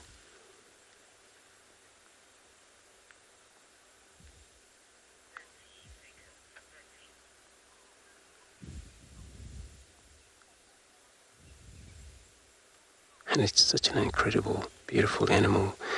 Waterbuck, it's actually a logo of a Sabi Game Reserve itself. So since they have these kind of like unique horn,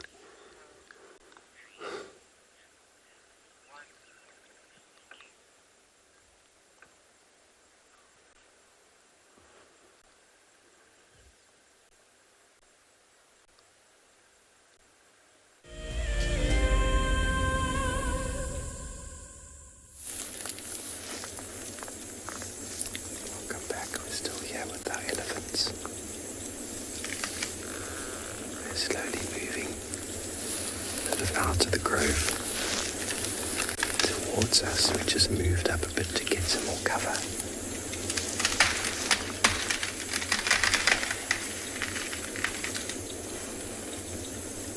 I've not thought, never stood a chance.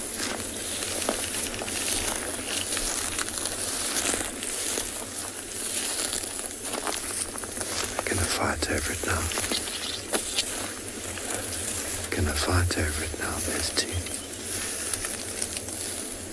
Wants it.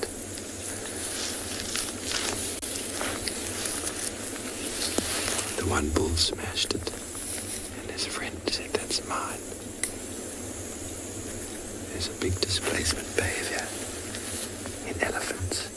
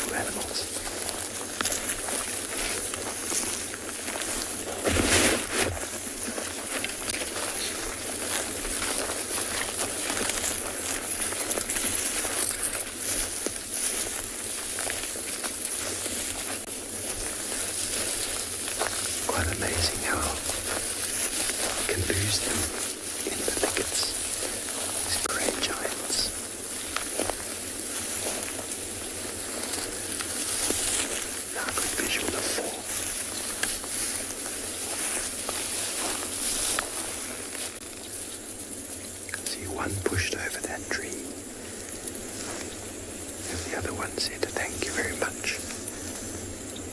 And when a bigger one moves in, they all just turn their shoulder. 6 now. 2 more coming from the back there. Definitely that hierarchy in elephants, if you're ever trying to figure out who's dominant.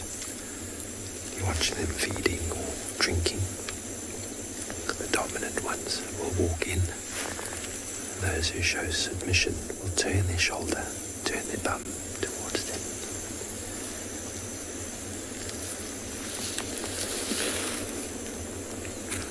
An elephant that wants to fight with another elephant will stand up straight and proud. Turning your shoulder is a sign of, I'm not big enough, I don't want to fight.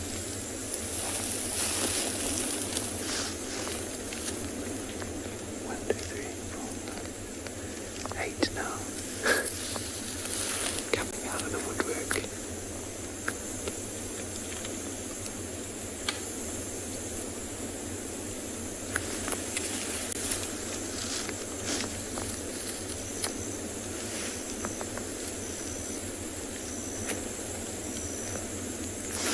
Okay, well, we're probably not going to go anyway. I'll send you back over to Cedric.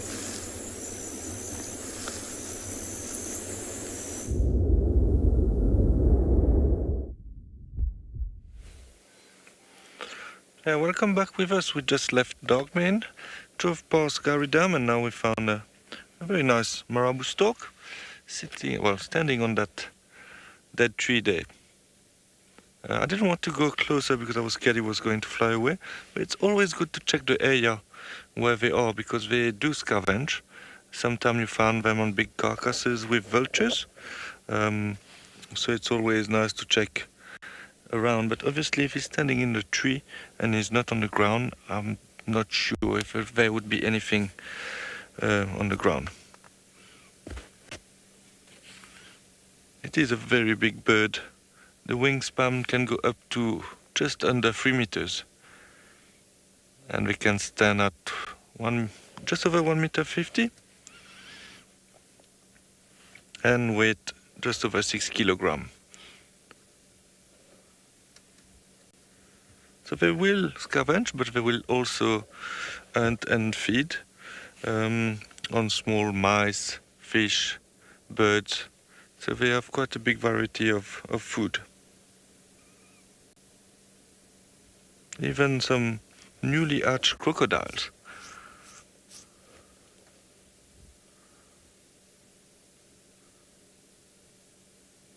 I never saw one very close to me on the ground. I would like to see one day.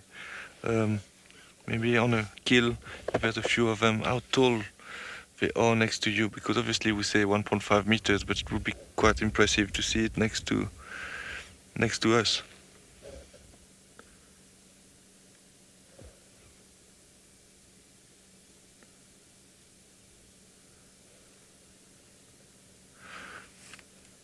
They sometimes look a bit funny, but this one is quite pretty actually.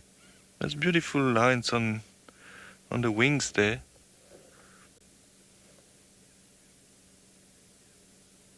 As you can see, they have a huge beak.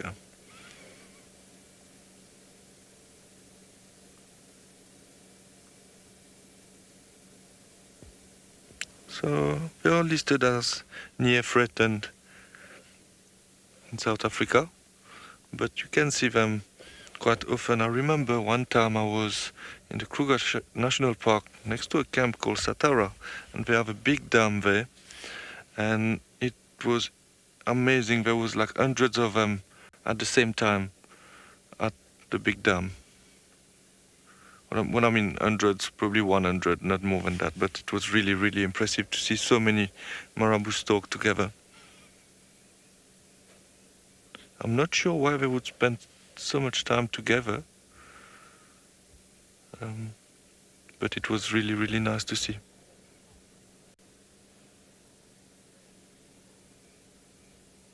Vivek, you're saying what a huge stalk. Yes, it is actually even bigger than a saddlebill stalk.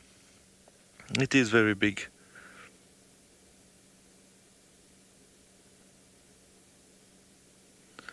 So the base stork are probably prettier, but the marabou stork is a little bit bigger. They almost stand at the same height, but the wingspan of a marabou stork will be slightly bigger.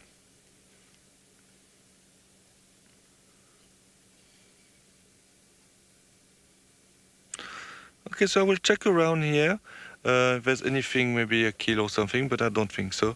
In the meantime, we'll send you to Trishala in Cape Town, and she would like to say good afternoon.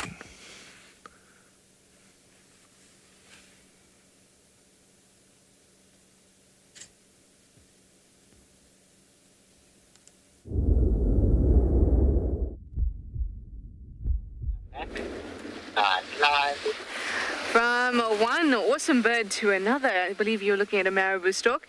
Yeah, we've managed to make it to the penguin. Well, at least penguin. One penguin at the moment, but hopefully that we're here in the afternoon we'll see more come through, which would be just awesome. Wiggling its tail a little bit. I'm so excited, guys. It's me.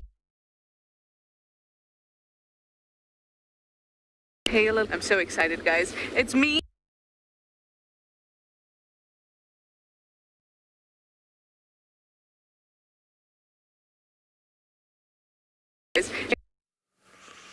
Welcome back with us. I apologize for the little crash cut there.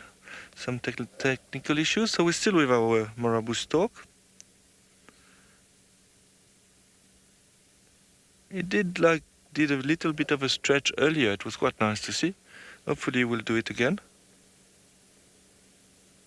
You can see some wind there in the feathers.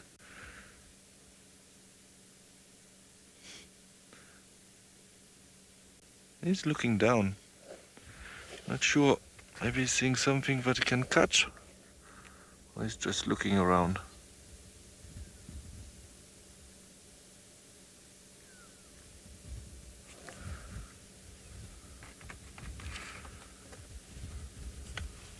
It's amazing how big birds like that can fly. So I was saying they weigh up to 6.4 kilograms. The heaviest flying bird in Southern Africa, well, in South Africa, would be the curry bustard, and they can weigh up to 18 kilograms, which is very heavy for a bird.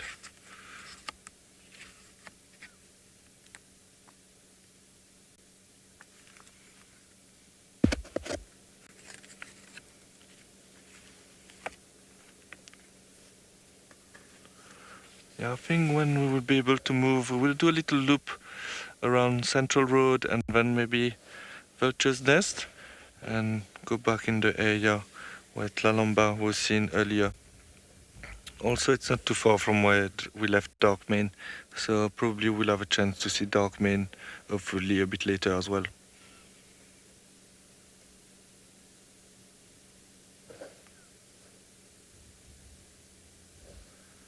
It is quite nice and unusual to be able to spend so much time with marabou stork. I think my favorite stork would be a saddlebill stork. They are very, very pretty.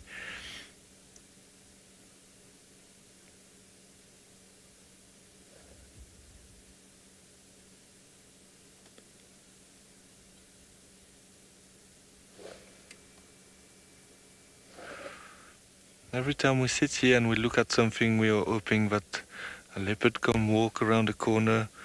But obviously it is not that easy and doesn't happen often. But it's always nice when you look at something and then you found something else at the same time. I had this experience with Dark Mane at Treehouse Dam. We were looking at Dark Mane and this honey badger came to drink. It was very nice.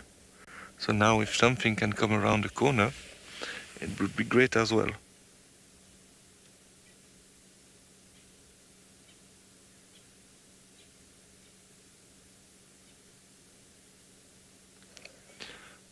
I really want to go see what is looking at the bottom, but I don't want to move. We might scare it away, so... Okay, so maybe we'll continue on our side and let him be. Hopefully we'll be a bit lucky in the next couple of minutes.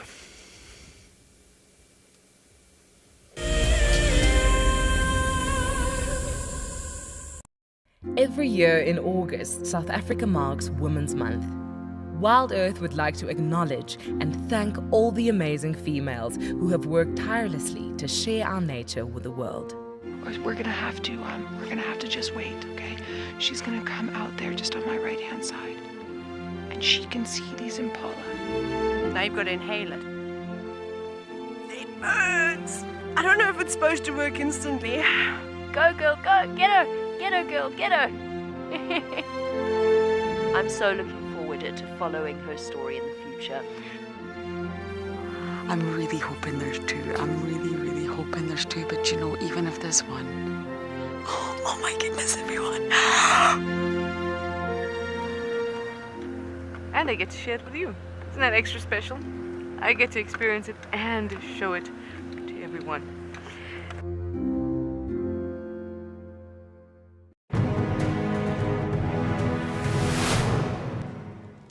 And I turned to Shaw and I saw that she had this panicked look on her face.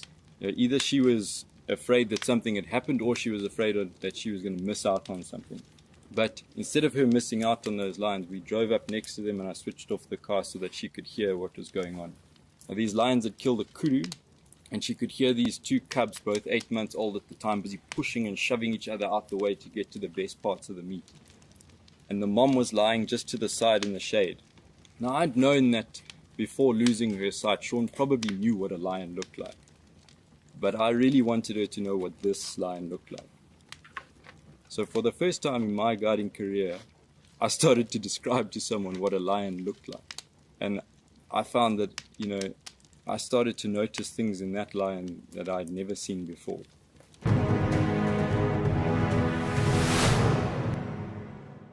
Okay, there's another big male coming in from our left here.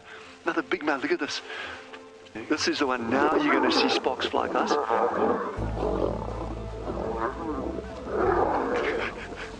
Guys, it doesn't get better than this, eh? Yes! Unbelievable. Africa, I love you, eh? Expect the unexpected here on WildEarth daily.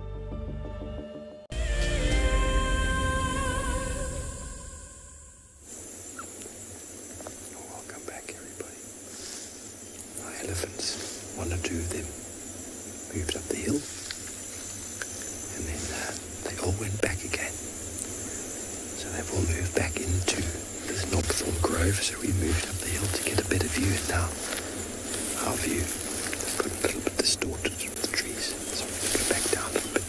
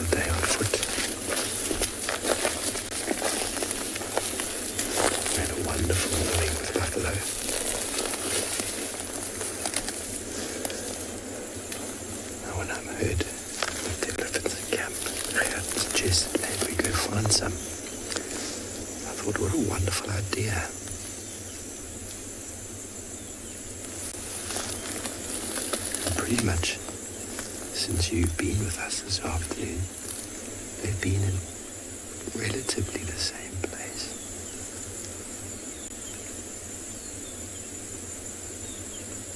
A number of knobthorns have taken a quick and sometimes slow demise. Although, as we point out all the time, many of them are actually still alive after that behavior.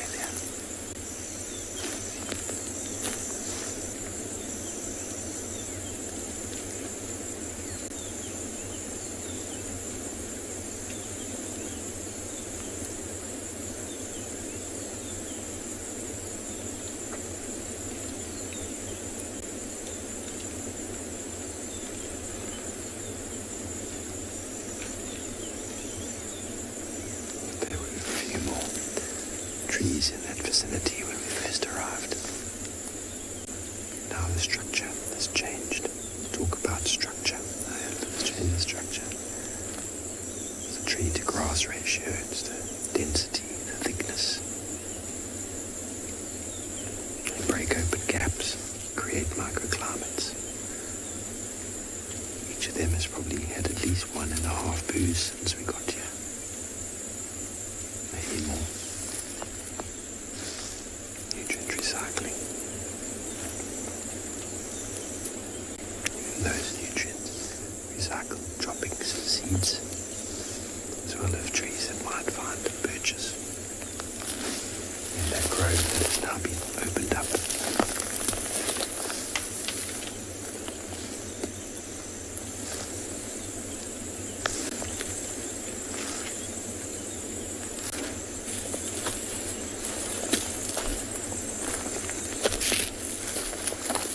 As you can see, they're all very relaxed.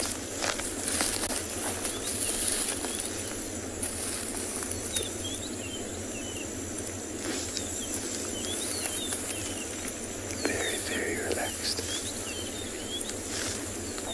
Some big boys showing the younger ones the ropes. Something I mentioned before that's lacking in a lot of human society these days, that sort of adolescent becoming a man ceremony. Hoping to get more and more involved in that. Show young boys how to channel their energy. How to stand up in society and be a proud man.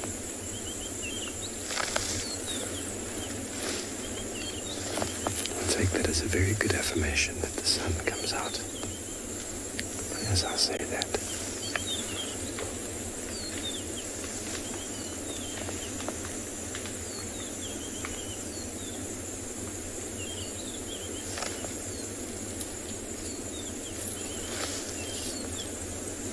Okay, well, we might spend one more moment with these ellies and then we're gonna slowly start heading off to set up a sunset. While we do that, I'll send you back over the Cedric.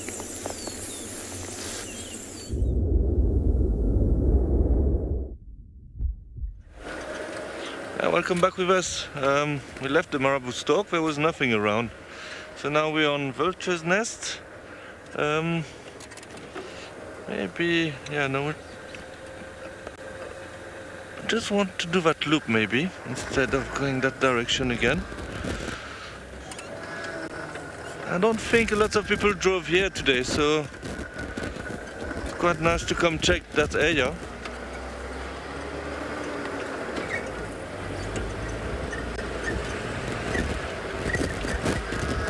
It is a very nice loop here, and often we see two beautiful battlers there. There's a nice little drainage line that runs alongside the road, so it can be good for leopards as well. Personally, I never saw a leopard here, but again, it's only my third trip to Djuma, so for the live safari.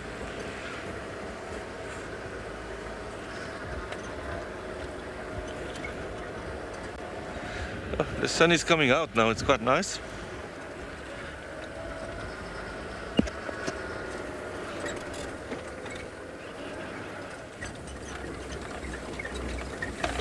Yeah, so I think we'll do this loop now and then maybe check the same areas where Slalomba was this morning. I'm just a bit afraid that she got pushed out by the elephant. There was quite a lot of elephant around, or she might be just lying in the drainage line and being very well hidden. And the good thing is that it's not too far as well from where Dark Mane was, so hopefully we'll be able to check on him as well again.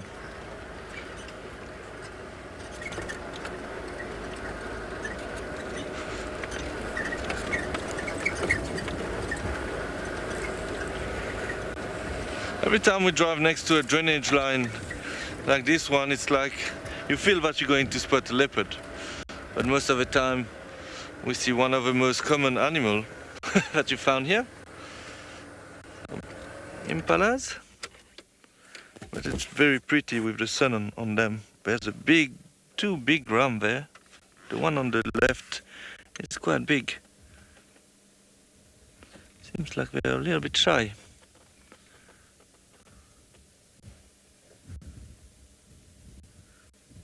You can see the marking on their bum there, which can be used as a follow me sign. So when they run, they can follow each other.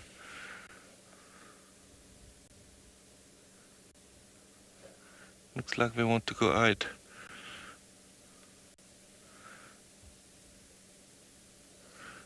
It is important sometimes to spend time with impalas, especially for listening for alarm calls.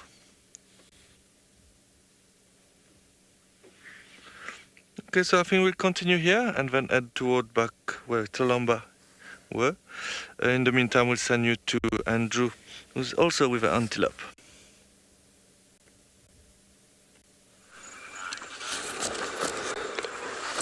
So, everybody, we got a very beautiful antelope here. The waterbuck, and I've seen male, which he was also moving about. But perhaps he's behind the female, because now the female, they're all on their own here. And they just take it easy lying down. That's what they, most of the time, antelope, easy for them, and they chew cud lying down most of their time. But at the moment, it's just not chewing cud. And then we've seen the other female further away. It's actually out of reach for now. It's quite a densey bushes around here.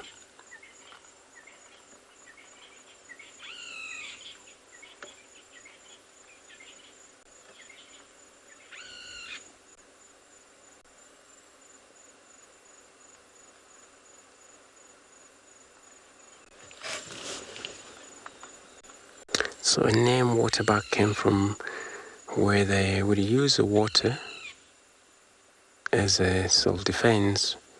They can swim very well, this animal. I have actually seen one swim across one of their lake up north. And they was actually chased by lioness. So they will use water to survive. Skip away from the lions or cat species, as long as that water has no such a crocodile or a hippos.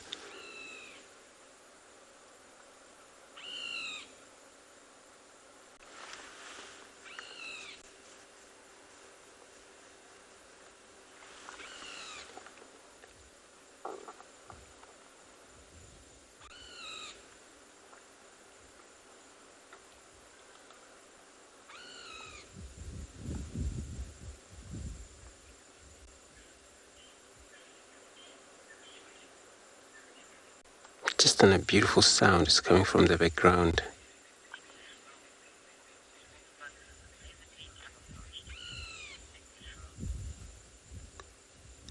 Anglicero, so you're saying this antelope is beautifully well camouflaged. Indeed, actually compared to the grasses, it's not much different. The difference is that easy to see because of their dark eye and that slightly close to the nostrils is slightly much browny, but indeed it is actually beautiful way camouflaged animal.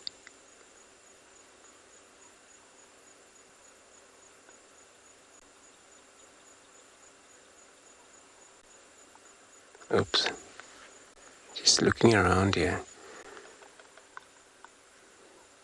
They have a kind of very strong sense of hearing. Their eyesight as well, it's phenomenal. Smells.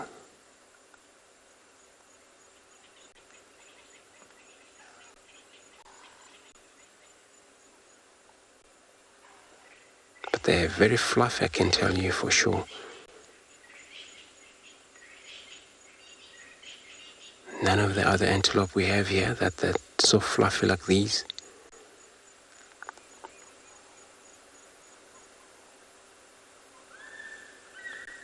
A Ngala male would also have a lot of hair on their throat all the way down to the a four-legged.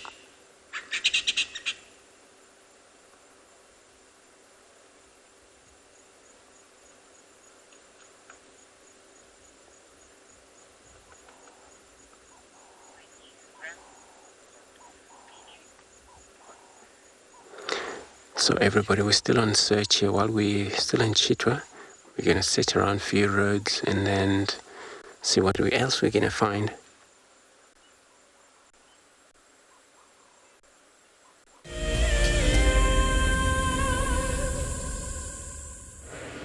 Welcome back with us. Just bump into some elephant just right now. Try to find the best spot. Yeah, so we're on Twin Dam Road now, making our way towards where Tlalomba was seen, and always nice to bump in some elephants.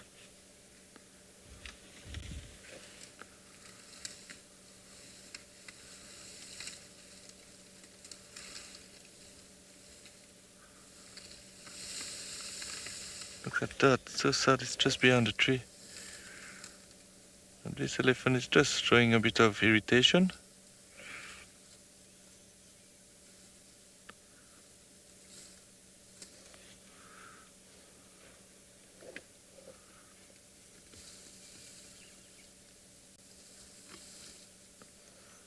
It's so sad, but he's not facing us. It's not the best visual.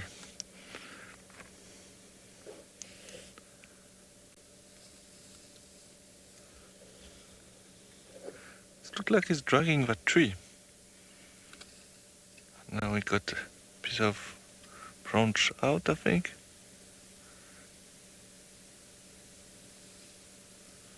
Obviously elephants are very strong. You saw apparently with Steve, elephant breaking some knob thorns, and knob thorns are quite very hard wood. Oh, a saddlebill stork just flying there. Wow. How beautiful is that?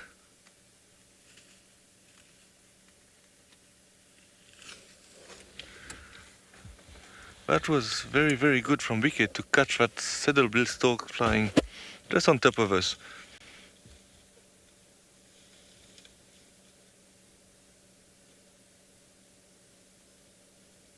Okay. So nice to see some elephants with the sun setting.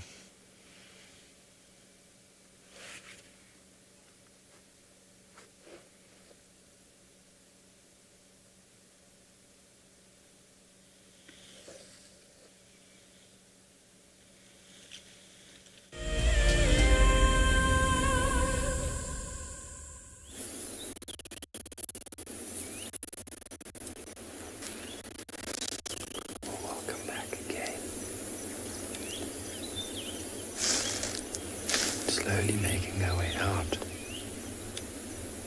Just got this view of the elephants with the mountain behind. Rather picturesque.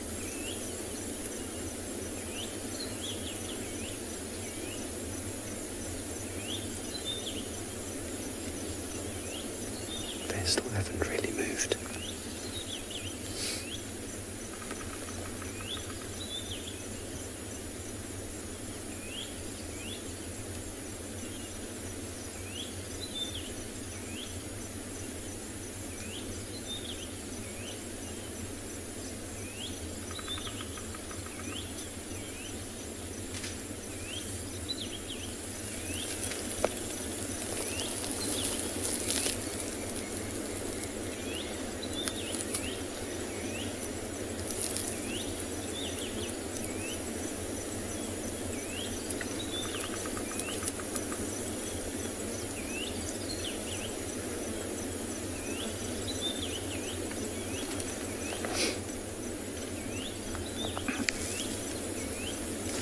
See all the big five come with their potential dangers.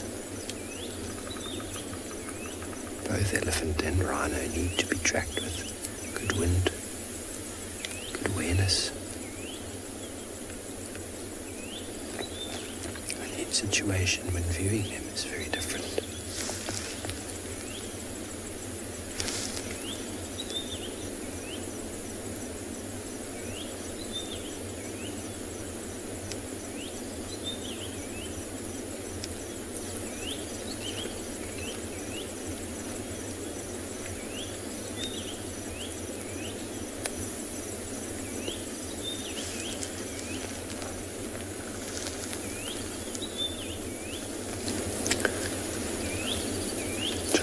It's a bird that's doing a fair bit of mimicry. You can hear there's a few different calls in there, so it's either a white-browed scrub robin,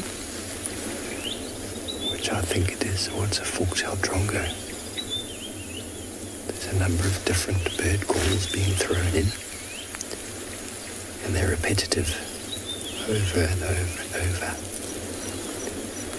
Might shift and change those calls to different variation. Both the fork-tailed drongo and the white-browed scrub robin. Even the Tswalu lark, able to throw lots of different bird calls together.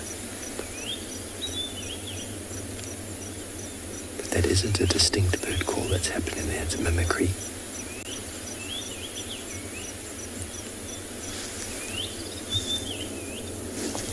Not sure if you can hear those thuds on the floor. Those are elephant droppings hitting the ground.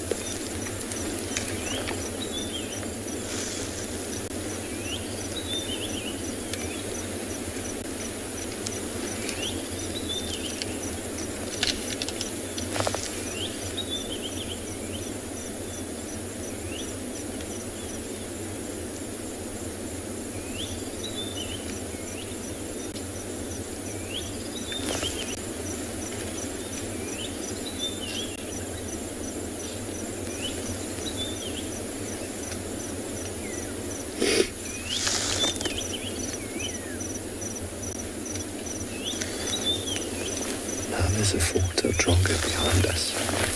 We'll make a pearl-spotted owlet.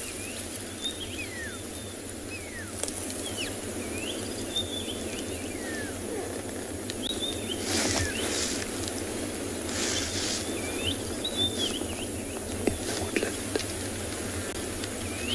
What a magnificent afternoon. It'll be my last walk tomorrow. Not sure when next you'll see me.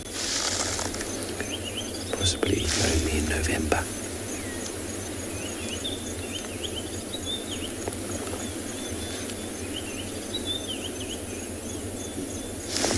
Okay, well, we're going to make a mission to get out of this sighting safely. Send you back on over to Andrew.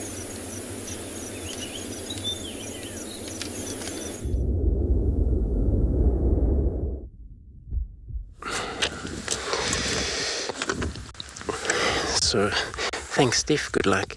We've got a dwarf mongoose here. Now you see it's getting late for most of these animals that all have to be mobile during the day, and where they're actually sitting close to their home, where every time when the sun goes down, they're going to vanish into that hole for the night.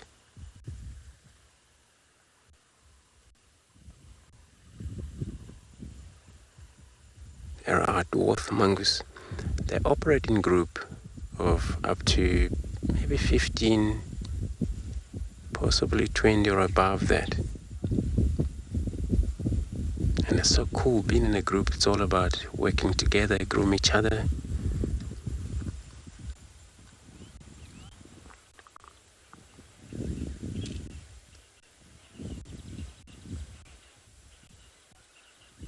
It's quite actually very open here. I'm so surprised. Usually they operate with bird, which is the hornbill. But since it's very open, so they trust so much that they can see better.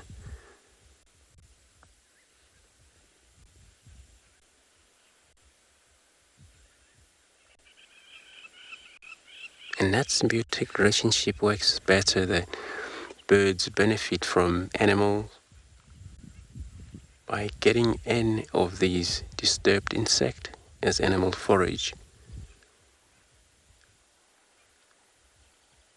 But also they need it as safety, as the bird has to be a lookout for these animals as they forage through the bush.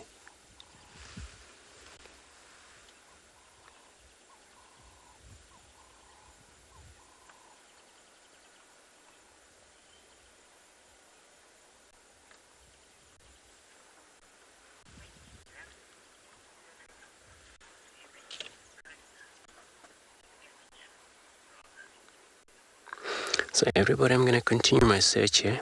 And then in the meantime, let's go across to Cedric, who he has a scavenger.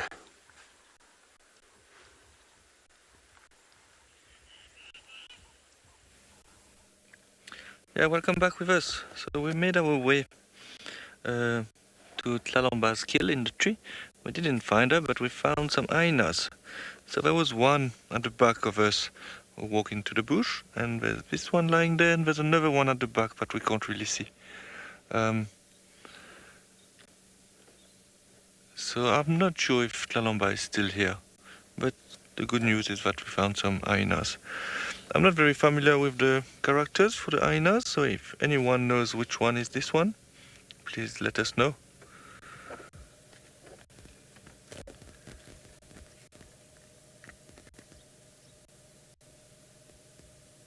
There's also a beautiful African green pigeon on the tree there. I will try to, on that tree in front of us, that tree on the branch. It is a beautiful pigeon. It's a green pigeon.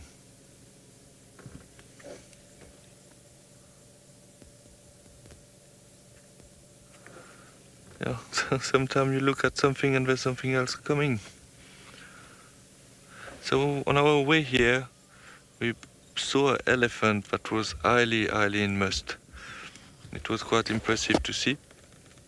I didn't want to spend too much time there because his back leg was completely wet. So it was really highly in must and can get a bit tricky sometimes. But I think it's a good thing we continued, because now we found those hyenas.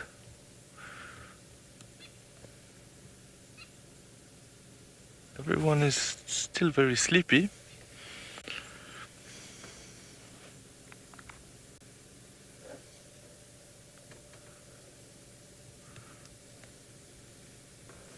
So the kill is just behind them in the tree.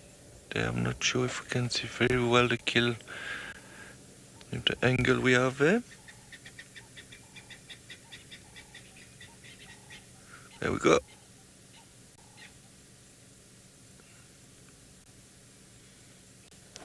Would have been much better if there was a leopard in the tree.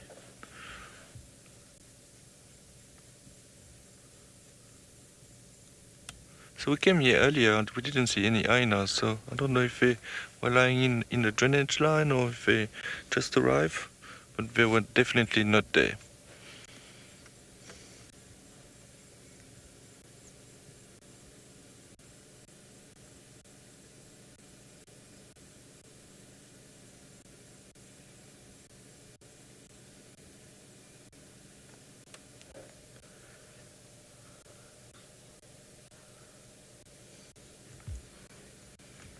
Phinda's tranquility, you're saying you knew we were going to see hyenas today. Yes, that's nice.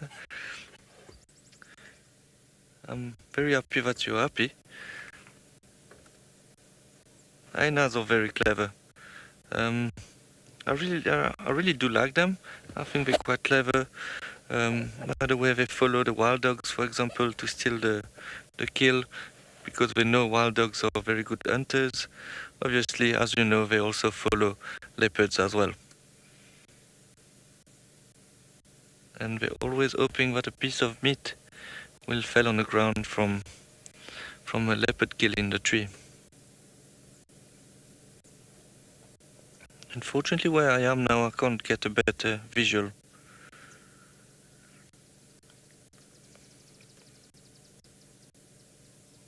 Okay, so we'll sit there a little bit longer. Hopefully someone will be able to ID this hyena, and us, we will enjoy seeing that at the moment.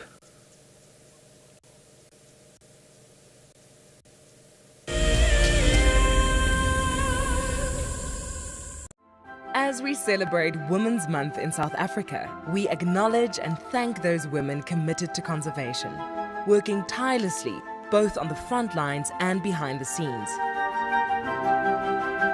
The Endangered Wildlife Trust is proud of the women who dedicate their lives to fighting to save species, conserve habitats, and benefit people.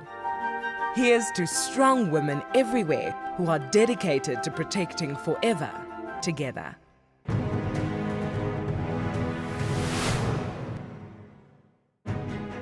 We're here at the Advanced Rifle Handling Challenge, which is actually lots of challenges in one to gauge the contestants' skills at different distances and different speeds. This is probably the challenge that the contestants are the most nervous about. So let's get them locked and loaded.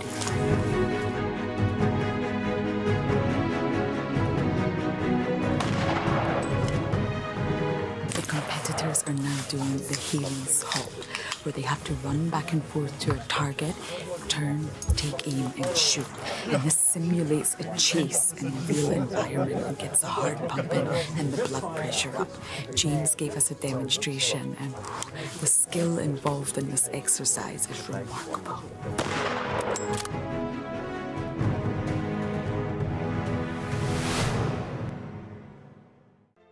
I've seen something I've never seen here before.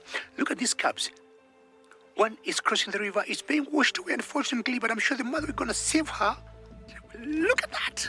How beautiful. Look at that. One crossing, two to go.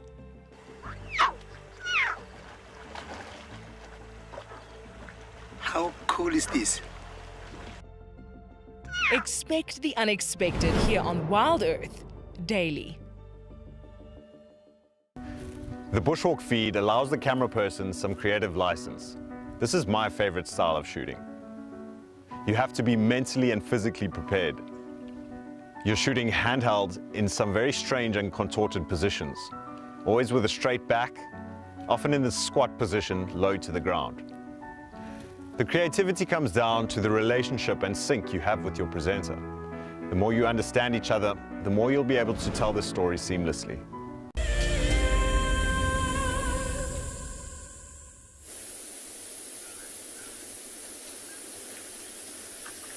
Welcome back, everybody.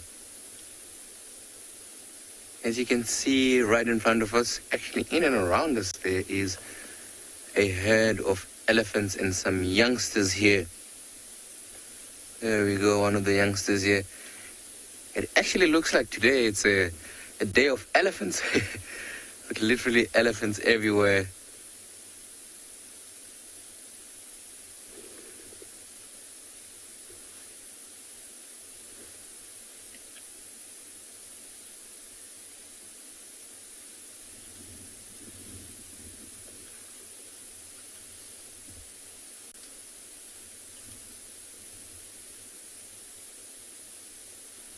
It's quite interesting when you're looking at that young elephant in front of us. There is actually a few of dry leaves on that tree, and there are some that are nice and green. And it looked like it's only going for the green leaves and try to avoid the dry and dead ones. Look at that on that tree there.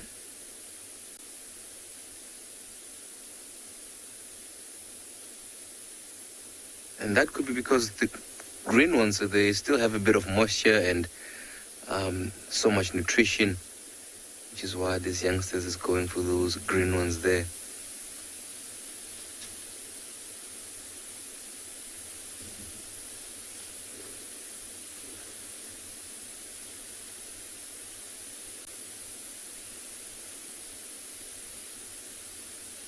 Very young elephant. I mean, you can see also those tusks, still quite small.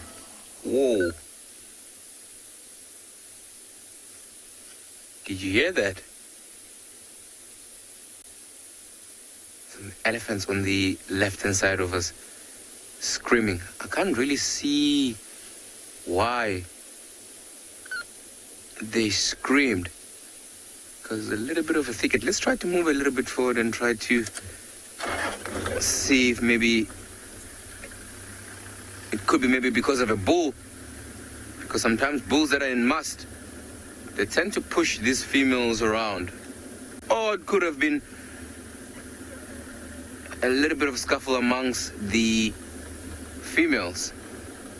But as we stay with these elephants, I am gonna send you over to our other location. I think they have some hyenas.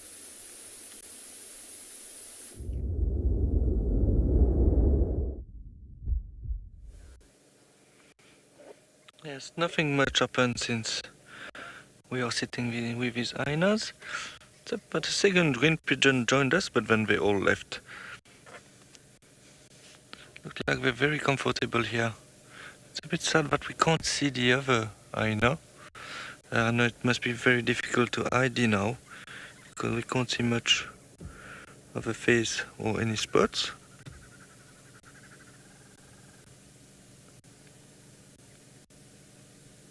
It's amazing how they can blend very nicely in the grass. Obviously now we're zooming on them, but if you a few meters away and you drive by and they're lying in the long grass, it can get difficult to see them.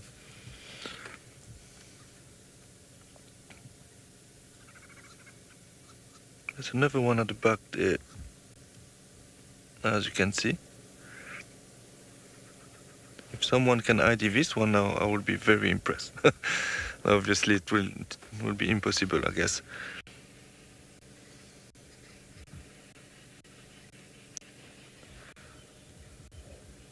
It is a beautiful time of the afternoon. The birds are getting a bit louder, the sun is starting to set. The colors are very, very nice, especially for photography at this time of the day. And our hyenas are just lying there.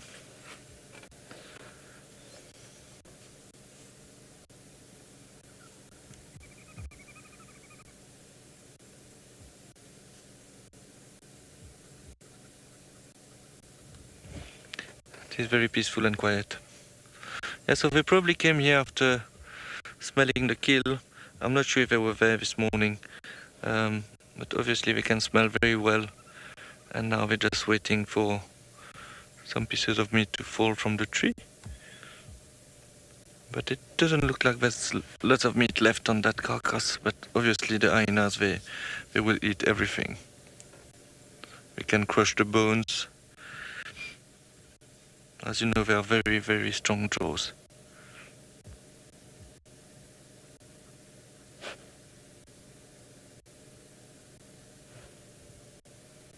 I got a great sighting with some hyenas and Kara. Actually, it was on my first drive where Kara was feeding on that impala kill in the tree, and then the kill fell on the ground, and then it was a battle between the hyenas to see who was going to get the bigger piece.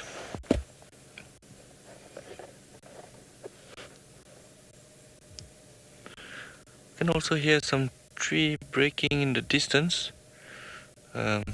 Obviously that would be some elephants. There's lots of elephants around.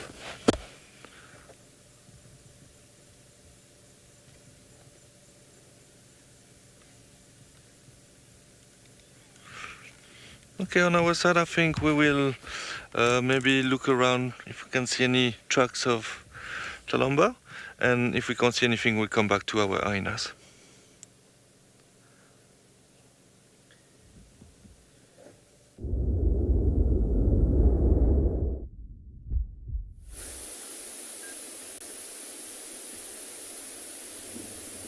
Welcome back, everybody. It's actually a nice light just behind us here, shining through on the elephants.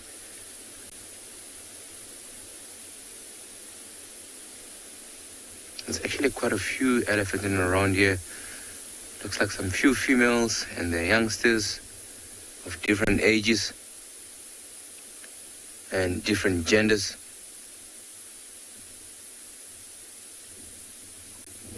As I'm sitting here, I actually earlier on counted about 10 or 11 elephants.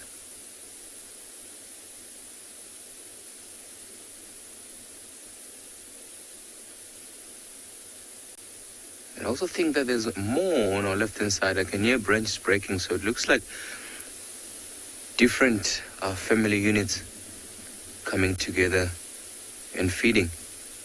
And usually with different family units, as the day progresses, they're going to eventually separate and go their different ways.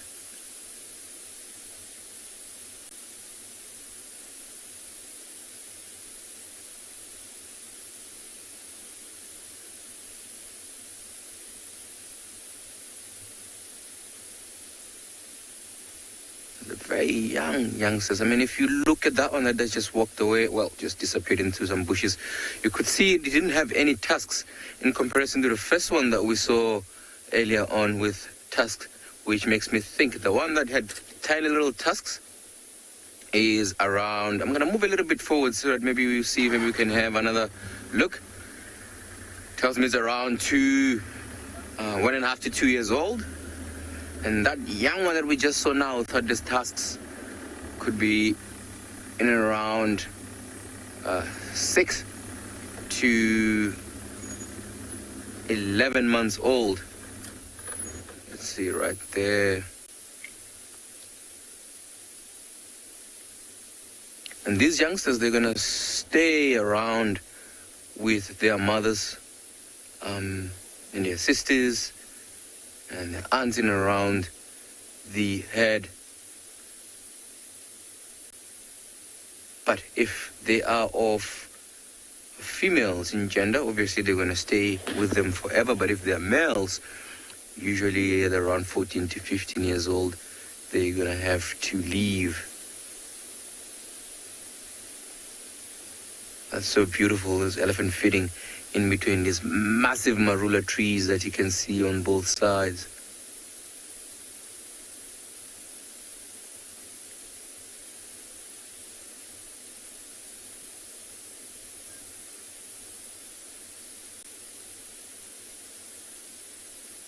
Right, I think we're going to move on from here. I'll head down south and see if maybe we can look for some lions. And while we do that, I'm going to send you over to another location. I think they found some moving cats.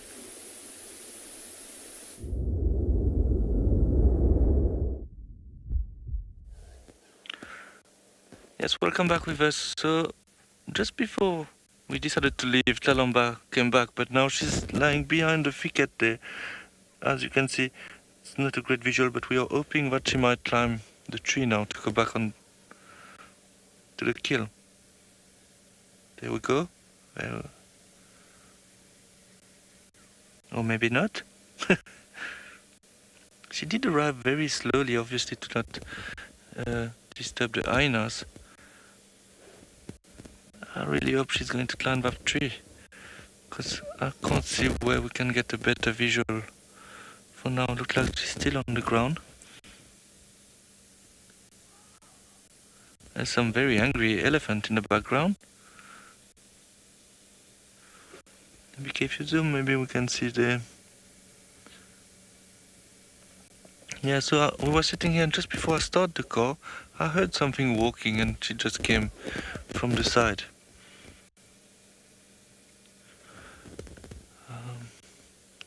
Now I think the best option would be if she can climb the tree.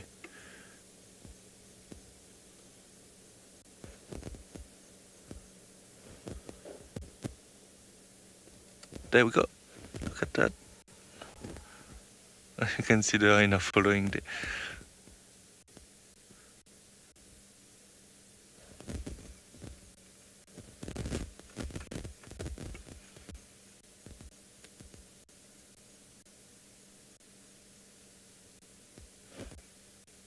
I'm so happy that she came back.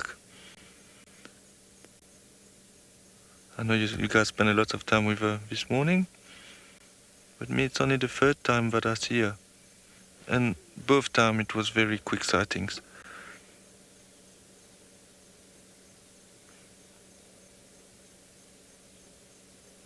Well, obviously I assume it is Tlalomba.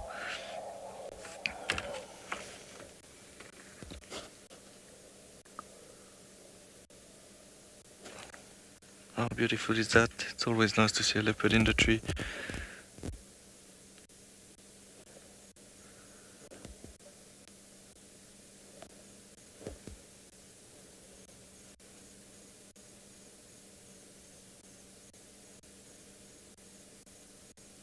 I was telling earlier with the marabou stalk that it's nice when you watch something and something else shows up in the picture.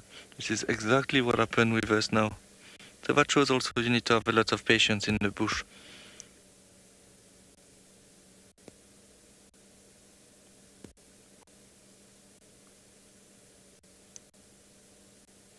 Okay, obviously we're going to sit here a little bit longer and enjoy that sighting.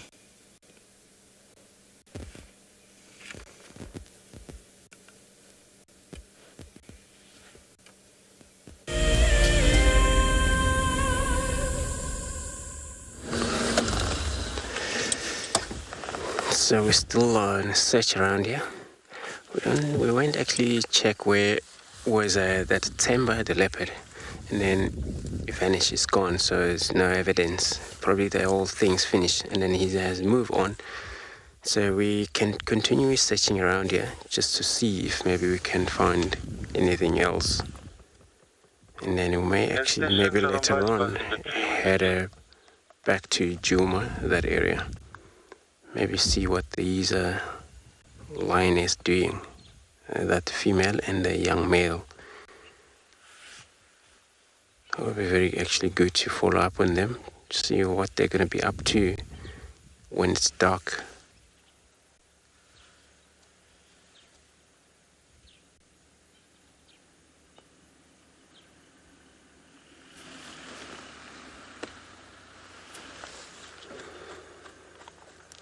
Which I'm sure they may want to be mobile about, since the night take place and all of that. And night animals, they were able to move about, search, hunt for their food. I've seen actually wildebeest around in that area. Maybe they will be hunted later on.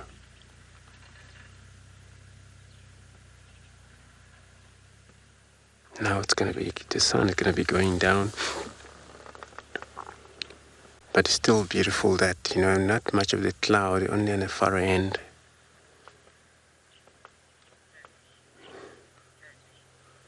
Which we believe that maybe it's going to be beautiful for one beautiful evening.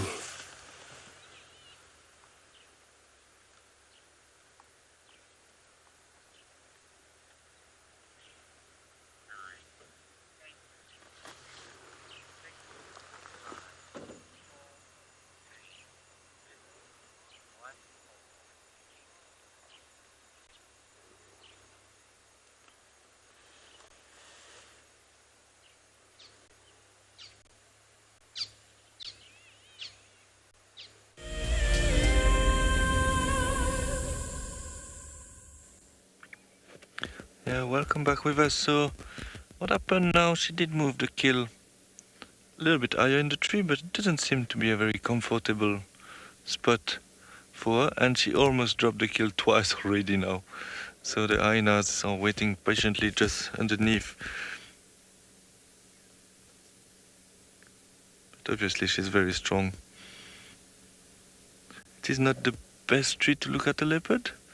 There's quite a lot of leaves and lots of small branches.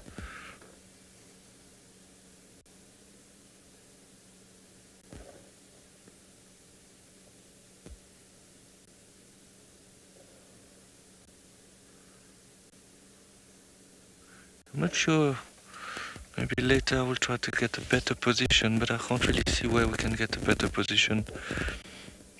This tree have a lot of branches, unfortunately.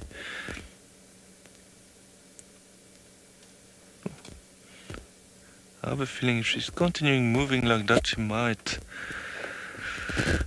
lose a few pieces of meat for the hyenas.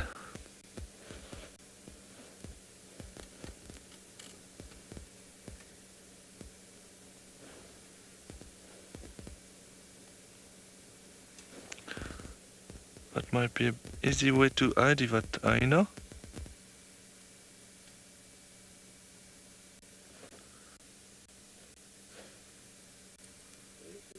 Left, down left. There. There we go.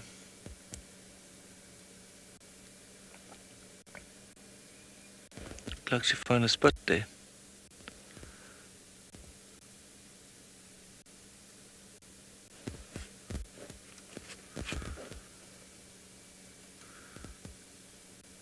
We're quite lucky to be alone actually here, but some vehicles are making their way obviously to see her.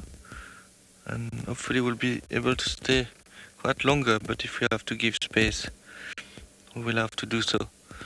It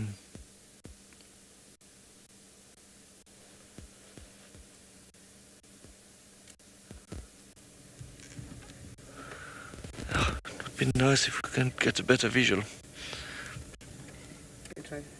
Maybe. Yeah, I just don't want to move too much to disturb the hyenas just in front. I think if we get a chance a bit later, we'll try to get a better visual. It might get a bit crazy here with some vehicle arriving.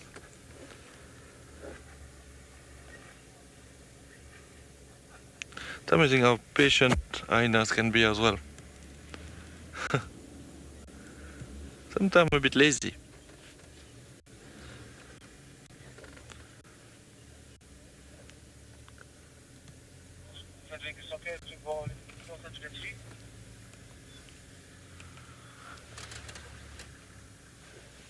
Okay, so apparently this hyena is ribbon.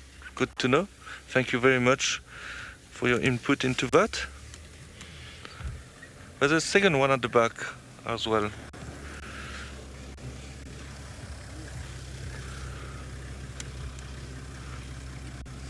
So we have just a vehicle arriving at the sighting.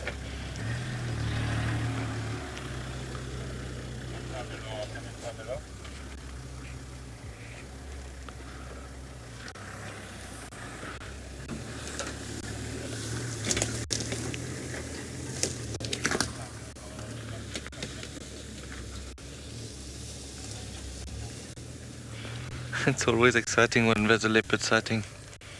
Obviously, most of the guides like to see leopards.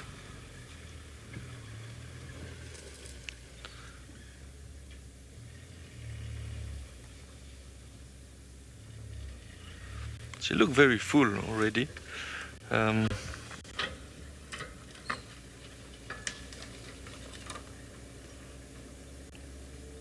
be nice to know also if she might be pregnant or not.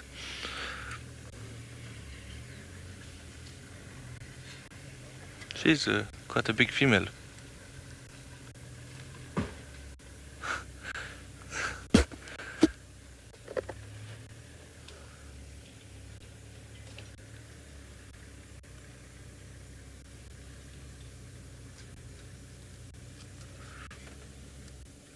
Yeah, so that was a very nice surprise, just watching at the hyenas and see her coming back.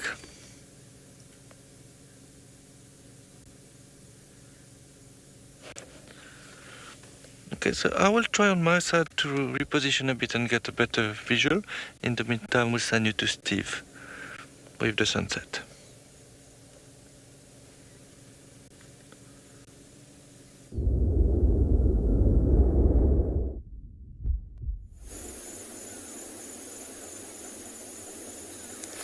Welcome back, everybody. Welcome back to a very beautiful scene down here on Zebra Plains, and to a sunset. A Monday, half the month well and truly gone now,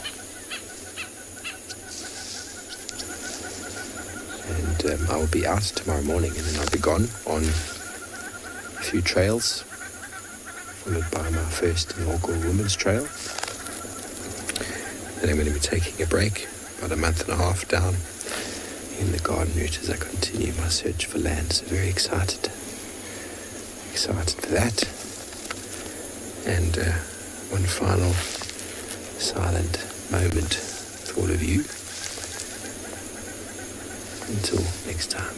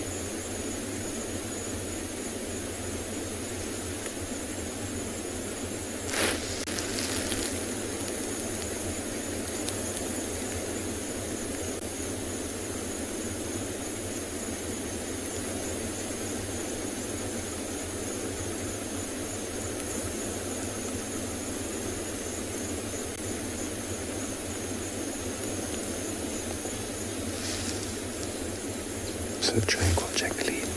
Indeed, an MK. Mesmerizing, beautiful sunsets. I do enjoy sharing them with you. I do enjoy finding the perfect spot. And, well, after many cloudy days, before the cloudy days, after many non-cloudy days without a cloud to give a gorgeous light, yeah, my last evening for some time, it is just picturesque with elephant energy. Couldn't ask anything more.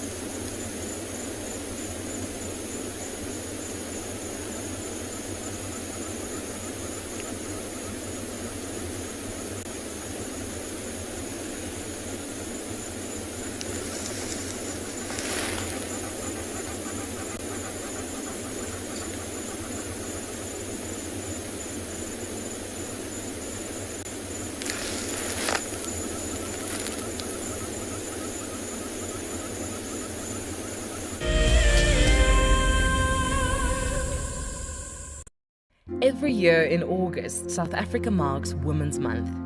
WildEarth would like to acknowledge and thank all the amazing females who have worked tirelessly to share our nature with the world. We're gonna have to just wait, okay? She's gonna come out there just on my right-hand side, and she can see these impala. Now you've got to inhale it. It burns! I don't know if it's supposed to work instantly. Go, girl, go! Get her! Get her, girl, get her! I'm so looking forward to following her story in the future. I'm really hoping there's two. I'm really hoping there's two. But you know, even if there's one, oh my goodness, everyone. And I get to share it with you. Isn't that extra special? I get to experience it and show it to everyone.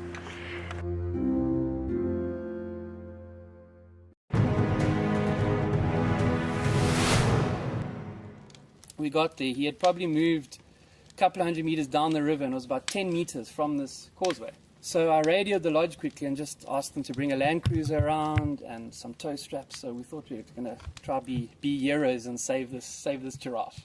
And now a big bull, probably over a ton, he's a big unit. Got the tow strap one side of the giraffe and managed to get it around him with the boat, and the other edge of the tow strap obviously back onto the bank. So we made this U around him because he was lying quite close to the bank.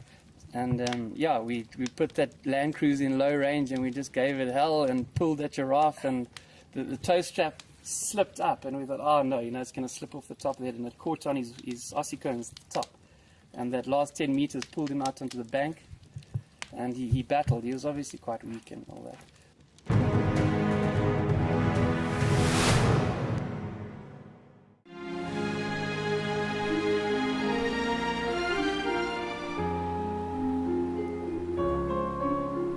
You are cheeky. That was a brave decision.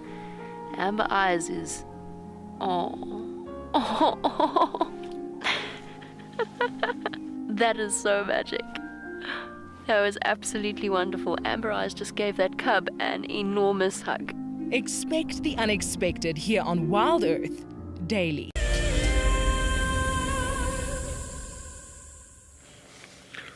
Welcome back with us. Yeah, so not much happened. Still very lazy behind us, lying there. I think the other one went into the drainage line, hoping for some meat to fall from the kill. Kalamba is still feeding on the kill in the tree.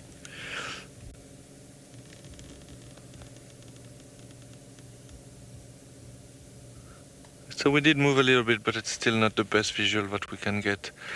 So that's a bit sad.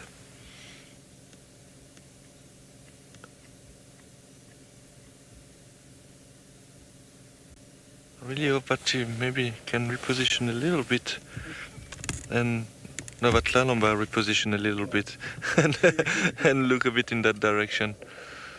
I can't really move now. It will be a long way around to go to get another impression. Yeah, but I think let's stay there and then we try it a bit later.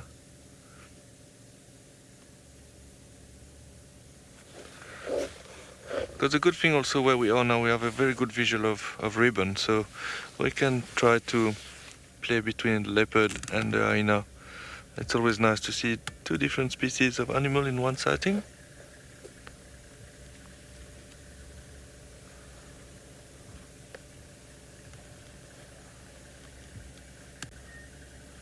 There's another possibility to view as well would be on the other side of the drainage line, but I think it's a little bit further away. Maybe if ribbon decide to move, I will be able to go a little bit closer, but at the moment I don't want to disturb the animals around.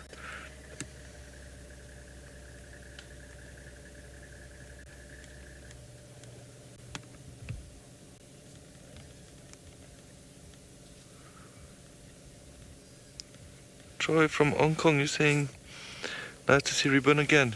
Yes, I'm not sure if I probably saw ribbon once before, but I didn't really recognize which hyena it was. But I'm happy that you're happy to see.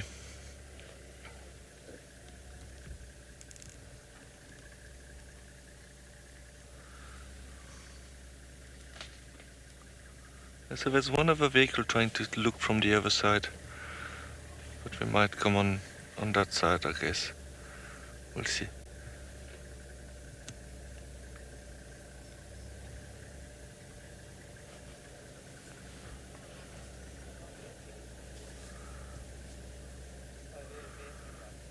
Michelle, you would like to know if I know how long Lalomba have this kill. I'm not sure. The carcass is almost finished, so it must have been there for a while. But Andrew found this morning. So I'm not sure, maybe a couple of days. But if I'm not mistaken, when he found the carcass, when Andrew found the carcass, she was not around, I think. I think he saw a little bit later, so she's probably coming to feed, go to drink, go walk around, coming back. But there's definitely not much left on that carcass.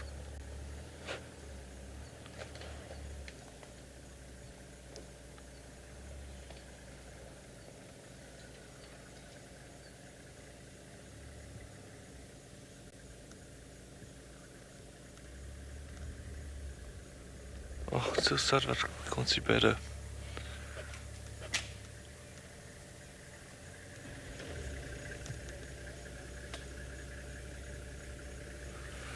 Oh, this is what happened.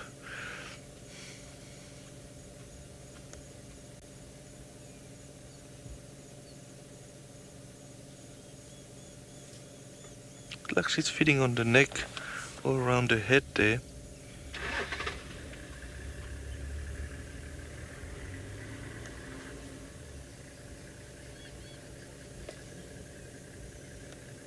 She almost lost that kilo 2 or 3 times already now.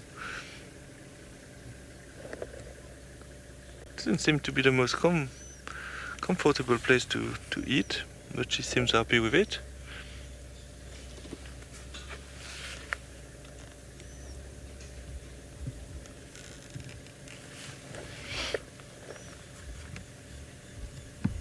So we were talking, me and Vicky, earlier. We got quite a successful afternoon actually, because we saw 4 of the big 5. So as you know, the big 5 is leopard, lion, buffalo, elephant and rhino. So we did find elephants earlier. We bumped into darkmen. We saw 1 buffalo earlier as well, and now Lalomba.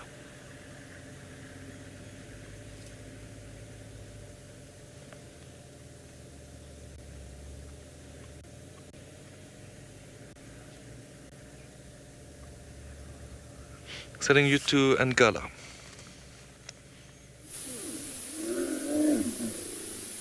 Yeah, too late.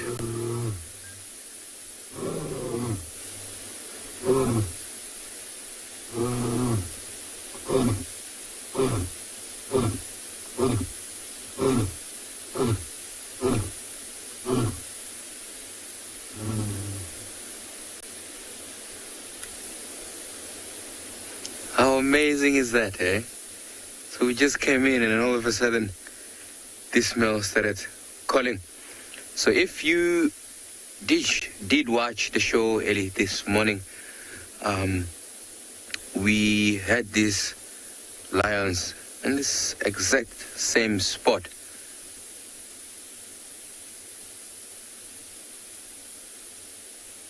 It looks like that female is walking away.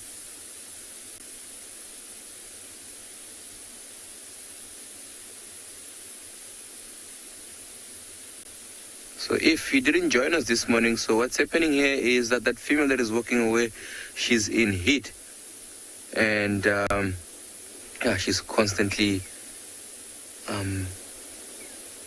every now and then mating with the male that we just saw a few seconds ago.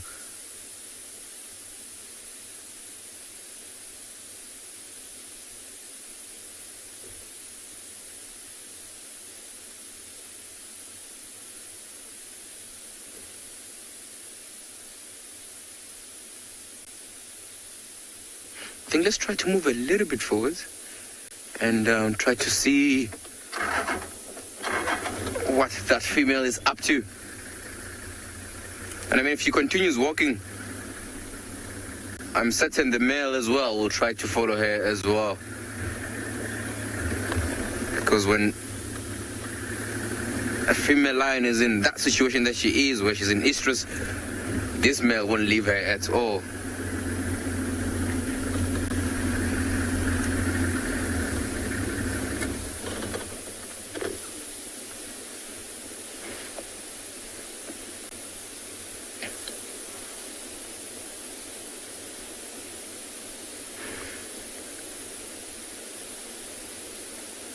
Looks like she's just listening. It could also be that maybe she's looking for the rest of the Pride members, maybe. Or there was something right in front that we can't see that caught her attention. And now she just decided that, no, I'm just going to actually lay down.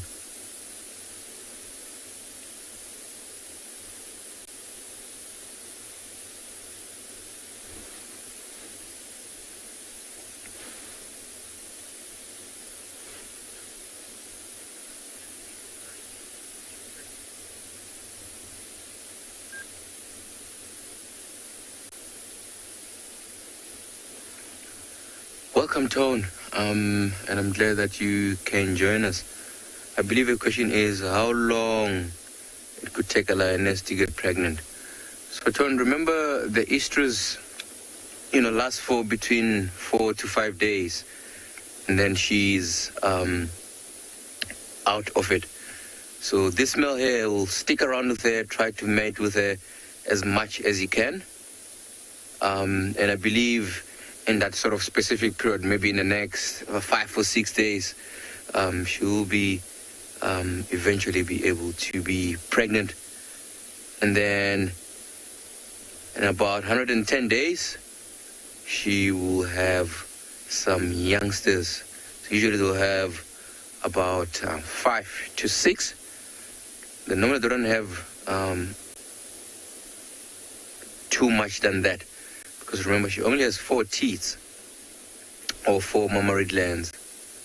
So you can't have 10 or 8 or 9 when you only have 4 mammary glands. But a very good question there.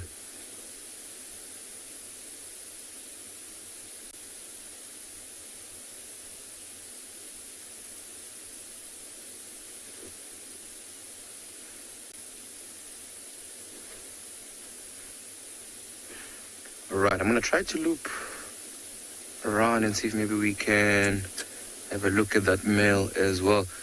But from where I am, he's also keeping an eye out on this female.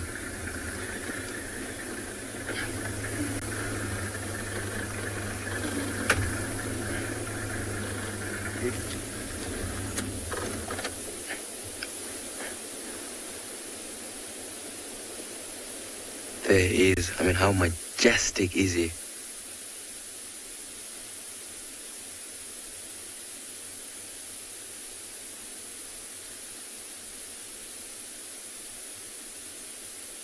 And you can see he's looking in that direction where the female is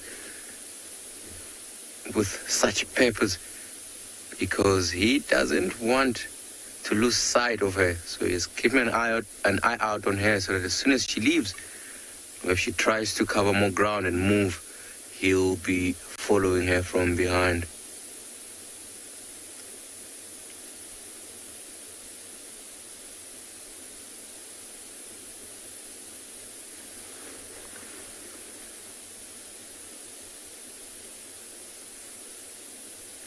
As you can see her, she's like every now and then shutting her eyes, looking really, really tired.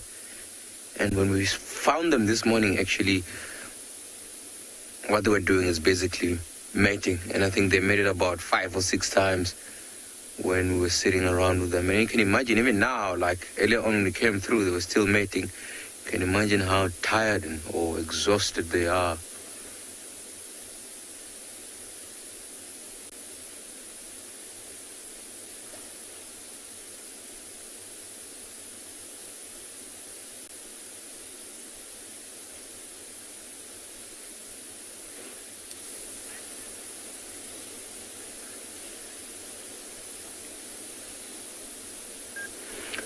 Taylor, welcome Taylor. I believe the question is, how far is this mating pair from the lions or white lions that we had earlier on? I would say about maybe 6 to 7 kilometers from where we are. So quite a bit of a distance. And actually that male that that we're looking at right now is actually the father of those white ones. But it's quite interesting that now he's mating with a different lioness, because this lioness actually doesn't belong to the Birmingham Pride. She's from another pride that is called the Mbiri Pride, which usually operates in the south and the east of the reserve. But a very good question there.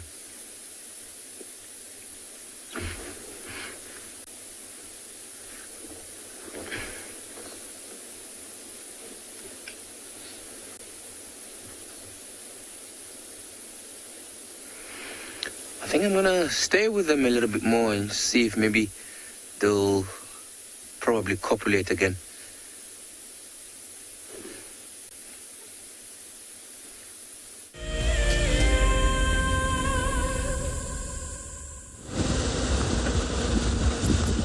So we're still checking around. Was a report of somebody I think was driving along the boundary there. He said it was a leopard moving along the road, but we see nothing. So we're still driving around a little bit. And then maybe it happens that leopard maybe off the road. They're very sneaky for sure. When they do that, you hardly see them when they're in the grasses. So I'm gonna check around, and in the meantime I'll be making my way down to this male and a female line there, just to see what they will be getting up to since the sun is already gone. They may probably want to drink water before they move far away.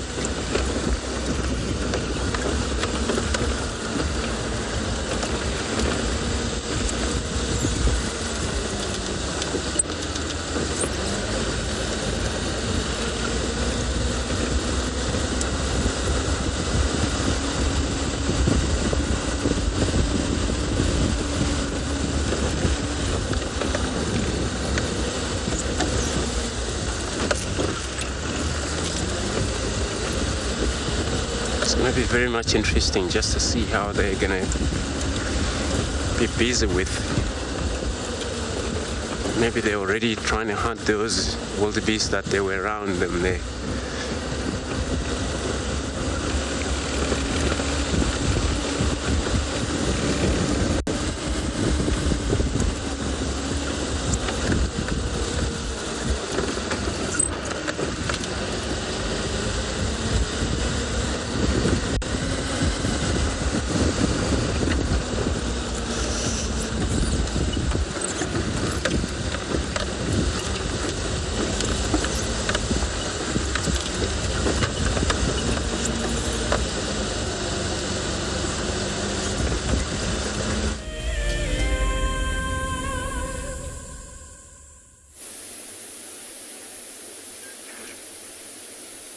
There she is again, going to instigate, trying to make the male mate with her. Look at that.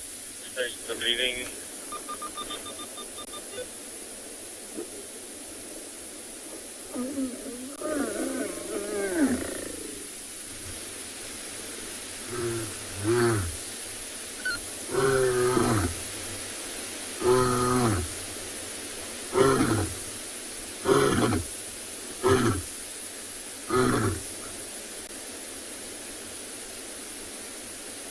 There she is, walking away again.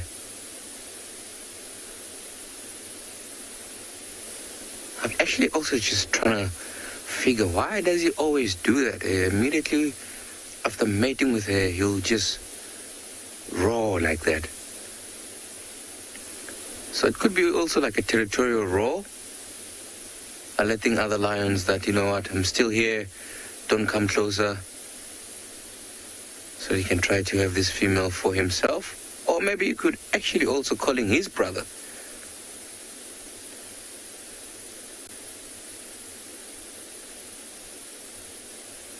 Normally if his brother does show up, they will actually take basically switch. So his brother, he will also mate with her as well. And that is quite amazing, because if they both mate with this female when she has youngsters, you know, they will both think that the youngsters are theirs. But it's going to be quite interesting to see, because this female doesn't belong to this pride. So I don't think she will stay here, because if the other females of Birmingham Pride see her here or come across her, they're potentially going to fight her, even kill her. So it might be maybe she's just distracting this male, and then as soon as she get a chance, and then she will move away. But it'll be quite interesting to see.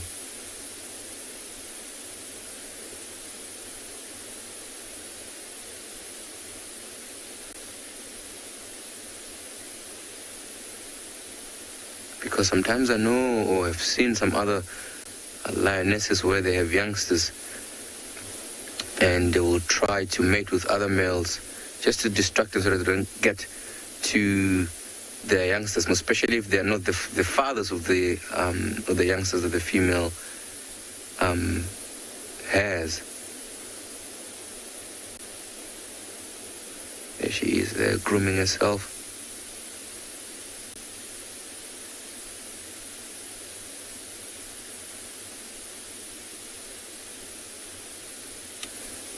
And their tongue actually is quite incredible. It's like sort of like a comb, because they have these tiny little barbs, and as they lick themselves, it must be really, really, or maybe feel nicer when they are grooming or scratching themselves. And I've also seen them do that whenever they are feeding on carcasses. But usually as they lick through the meat, they can actually separate the meat by just licking it. It actually sort of feels like sandpaper.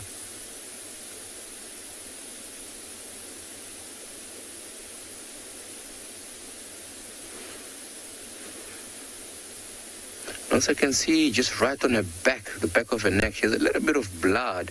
So I don't know if that could be maybe from ticks that have been dislodged, or it could be from this male. I don't know if you saw as he was mating with her, he will normally bite the back of the neck a little bit as he is mating. So it could be maybe that little bit of blood is from there, or ticks.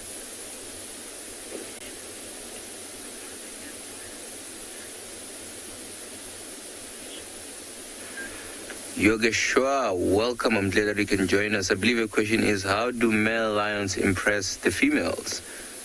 Oh, listen to that before I answer that.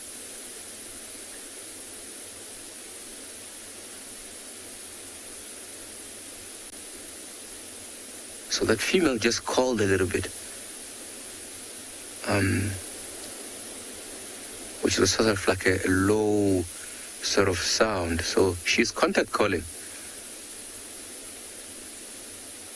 And it's quite interesting because if she's contact calling the other members of her pride, I don't think that will end well while this male is still here.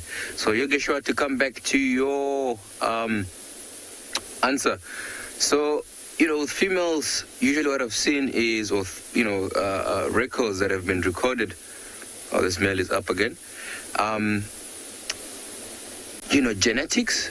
Much more bigger lions, or lions that have much more high testosterone levels, very dark mane, they tend to attract the females.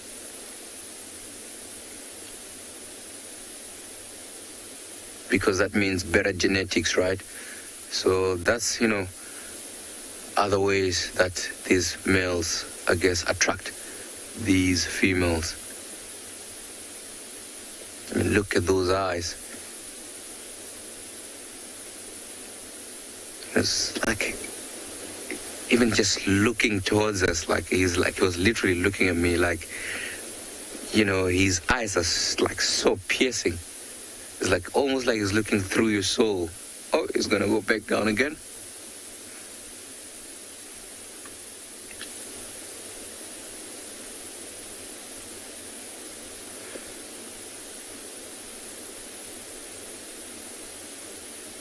It looks like the female as well, she's just did the same as the male has just done. So she just went behind the tree, just behind us, and basically laid down.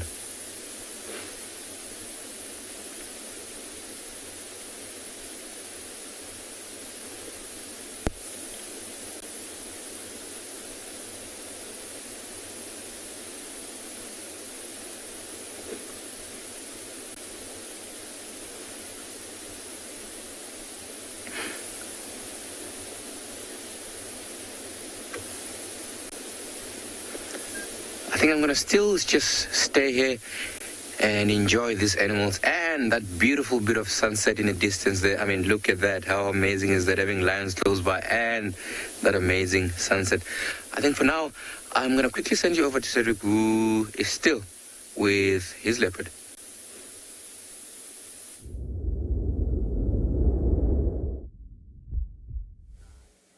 Yes, welcome back with us. We did reposition a bit. It is a little bit better. At least we can see her face now, and she's currently feeding on the neck and the head of the impala. It is quite thick in that tree actually, so it was not easy to find a nice angle. But I'm glad now we could have a better view of her.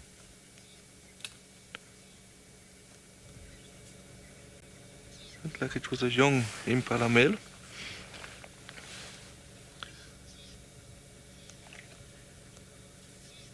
So we did put the infrared on. We're losing light here, it's getting a bit dark. So it's a bit better for you to see that way. She's really feeding intensely now, trying to get any little piece of meat that she can find.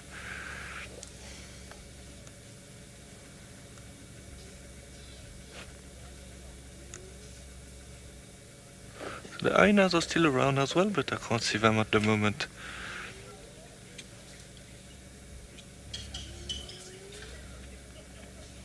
Can also hear some hyenas in the distance actually. There's another vehicle joining us now, so I apologize if there's a little bit of noise.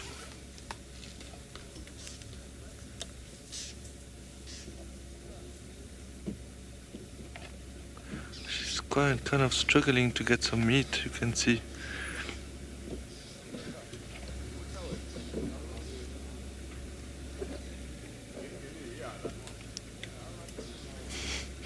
Looks like she wants to move it again. Oh, not really. Yeah, unfortunately she didn't choose the best spot for us to look at her. But she seems to be feeling comfortable there.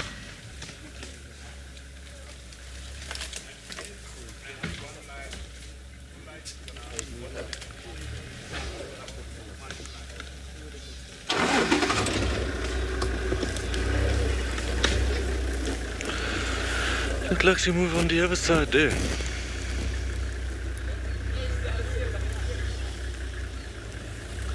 Sorry about that, it's a bit noisy here with all the cars joining the sighting. And now, unfortunately, she moved a bit at the back where we can't really see very well. She's not making our life easy.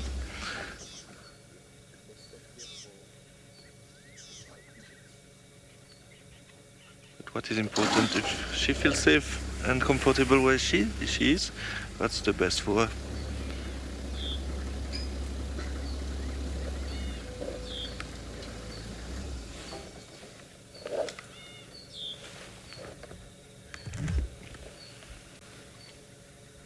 Amazing how we can blend even in trees.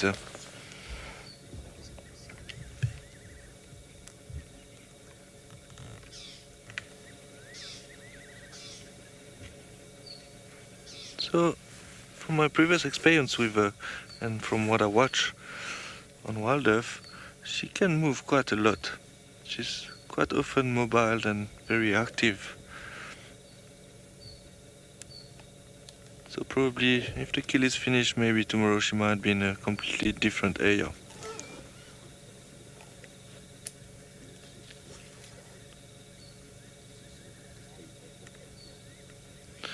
Okay, on our side we'll see if we can still stay a little bit longer, or maybe we'll have to give space to another vehicle, but we will see what we can do.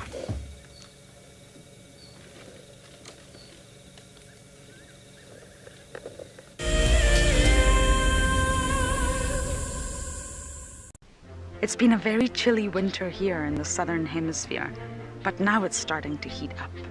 The sun is rising a little earlier, which means, of course, the animals are too. From the 17th of August, the WildEarth team will be venturing out as the dawn chorus begins, as the sunrise safari will be starting half an hour earlier.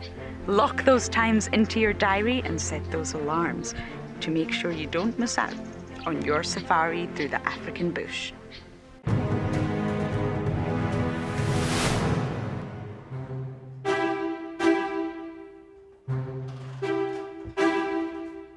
Our competitors are in the room behind me right now for the birding challenge, where they have to look at pictures and identify the birds and then separately listen to bird calls and identify them. But it's not easy. This is going to be the toughest one.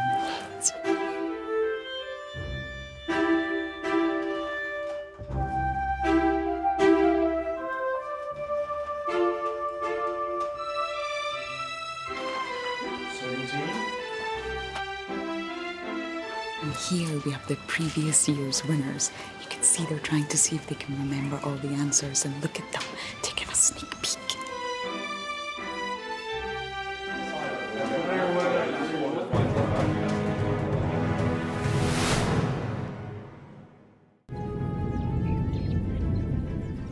Oh, it's going to be in trouble now.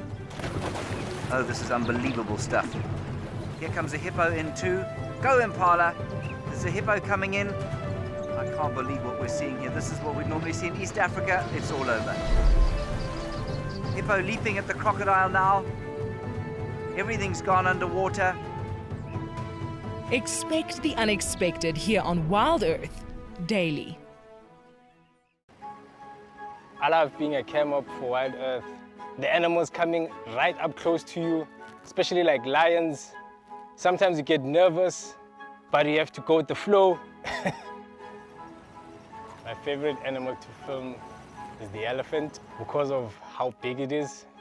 But when it's really up close to you, it's one animal that you would say, I really respect you.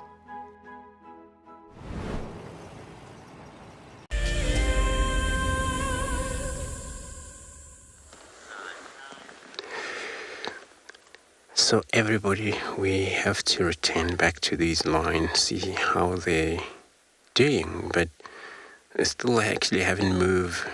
I think that's what makes them, yesterday, makes it a lot harder for us to find them, because I think they were just like that, and we were busy driving around not to find them.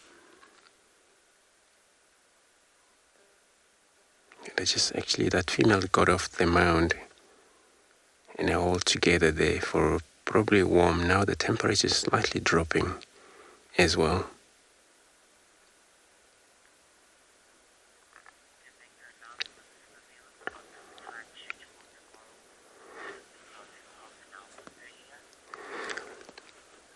So everybody, just a quick announcement about the WildEarth time change for tomorrow.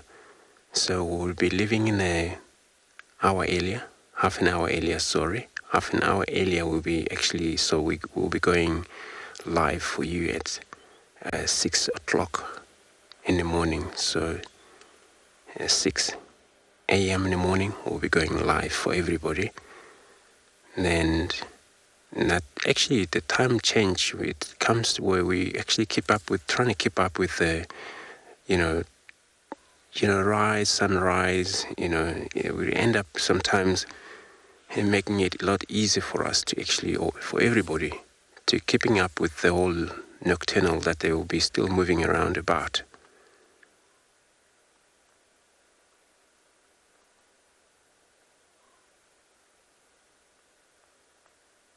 So yeah, we actually will be really looking forward to see you there 6 o'clock tomorrow morning. So these lines, they're not actually showing any sign of moving about or any of maybe contact calling for now. I'm not just too sure with the rest of the pride of Atalamati what happened to them, since they have actually disappeared in north. Actually, I had one guide, he was saying to me that he saw 2 lionesses of Atalamati up in the north.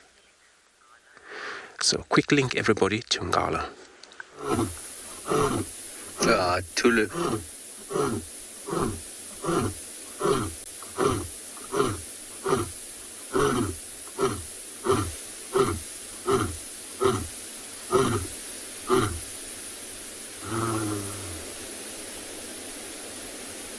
And he just finished mating with her. So literally like a few seconds ago he just mated with her, and then he's moved away again.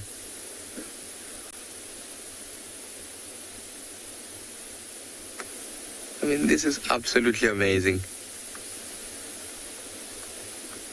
And I mean, how often do you see something like this?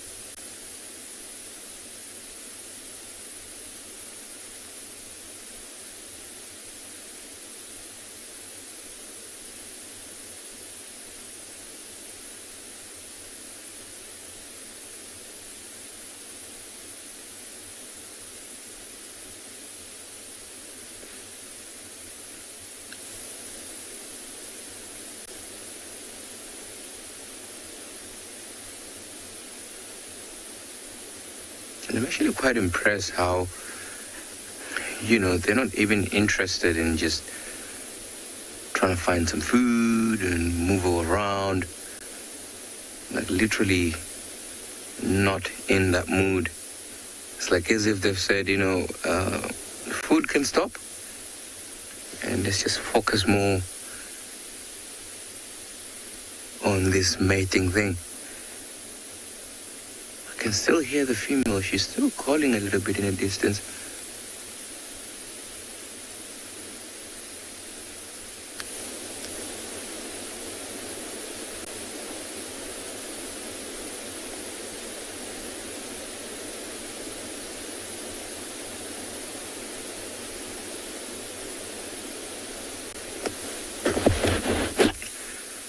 think let's wait it out again and see if maybe she will come back.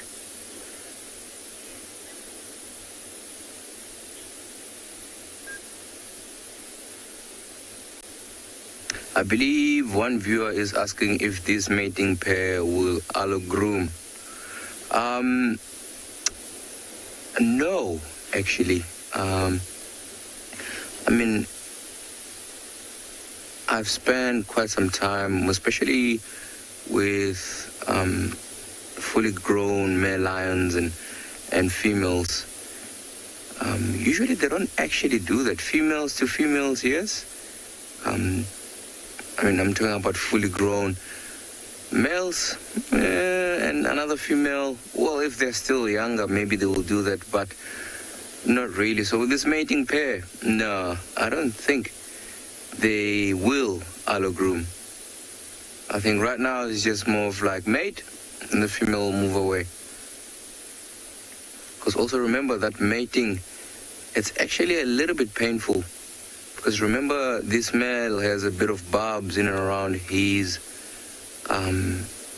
penis, which can be actually painful. So as they're mating, which is why you can, like, sort of when you look at their faces, they actually make this very strange faces, which makes them look like they actually are feeling the pain. And immediately when the male get off of her, she literally sometimes just snarl and growl at him and just move away from him. But yeah, to answer your question, no, I don't think they will allogroom. But a very, very good question there.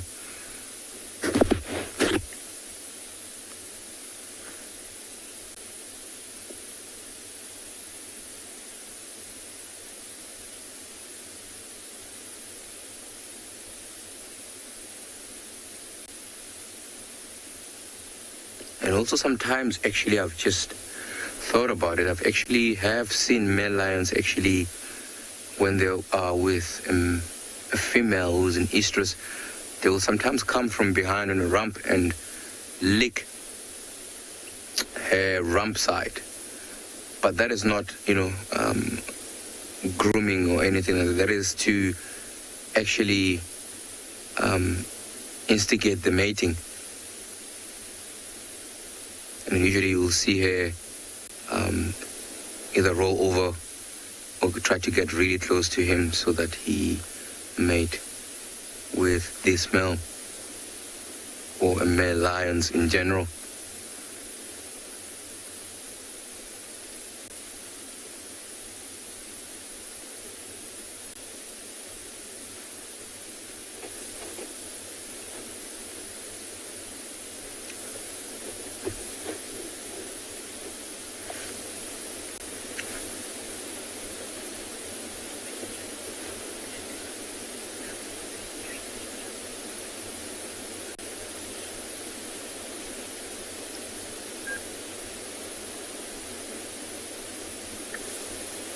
Vukendla, welcome. I believe your question is, does mating usually end in fertilization during estrus? Vukendla, I don't think so, actually. This is the reason why. So I have seen females, usually females that would have youngsters, and you'll see them, especially if that male that they're mating with, he is not the father of the youngsters that she has. And to protect the females, to protect the youngsters, the female actually will make herself to be in heat and then mate with the male. But she won't necessarily conceive or get fertilized. That is so that she can protect the youngsters from getting killed by the male. Because remember, males, if they come in and they see a new female, or if they come into a certain territory, they usually cubs that are under like 1 year old, they'll usually take them down or kill them. And then usually the females quickly come into heat, and then the male will mate with them. And that is, so that this lion can, only take care of his own bloodline. He doesn't want to take care of other lions' bloodline. But yeah, to answer your question, I don't think it's all the time where it results in fertilization. But a very good question there.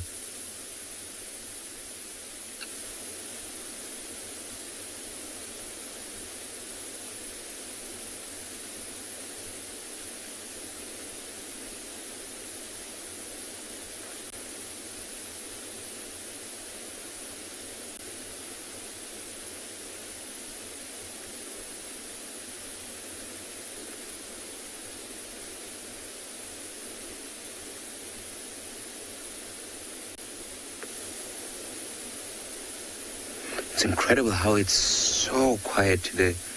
I mean, usually you'll hear sometimes hyenas calling in a distance, other lions calling in a distance, because remember, these animals are quite territorial.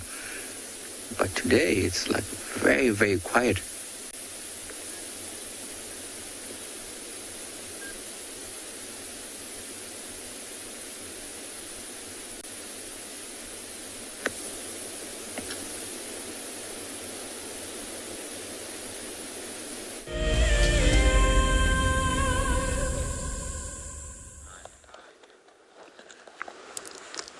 So we're still sitting here with these two, and then haven't actually showing any sign of maybe want to move around a bit.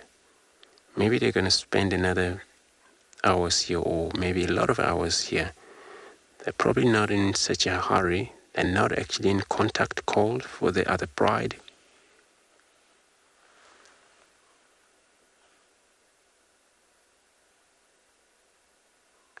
But maybe the dark man, he made contact call from that Gary Dam area. That's where he was last seen this morning.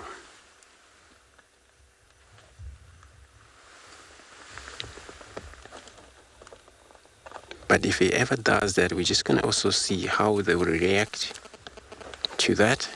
Maybe they're going to make their way towards him.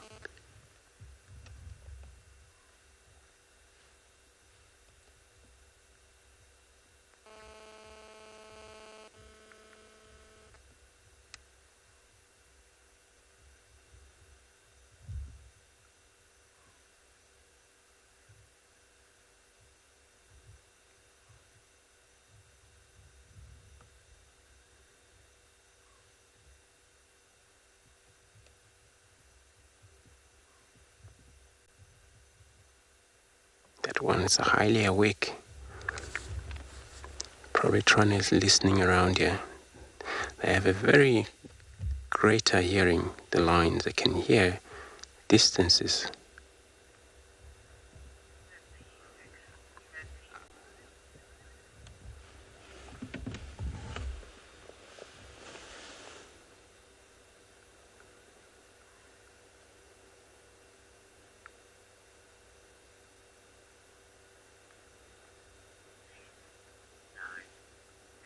And they're just well camouflaged, so we'll stick around with them, see what they're going to be up to.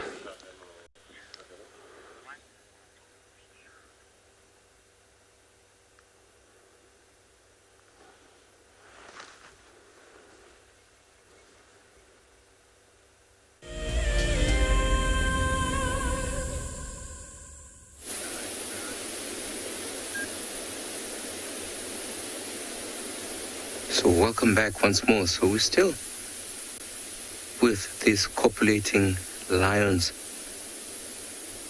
That one female, she's actually just around the bush that you can see there on the left-hand side. So we're just waiting to see if maybe she might come out again and try to mate. And the other male, or the one male, he is in the grass there.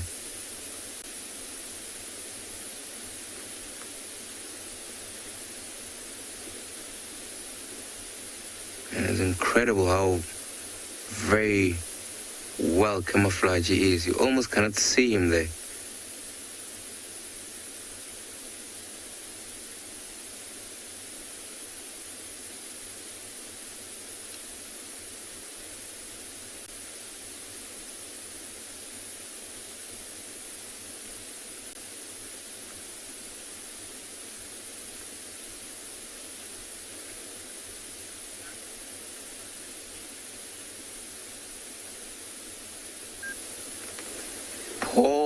welcome. I'm glad that you can join us. I believe your question is, do lions ever go into deep sleep?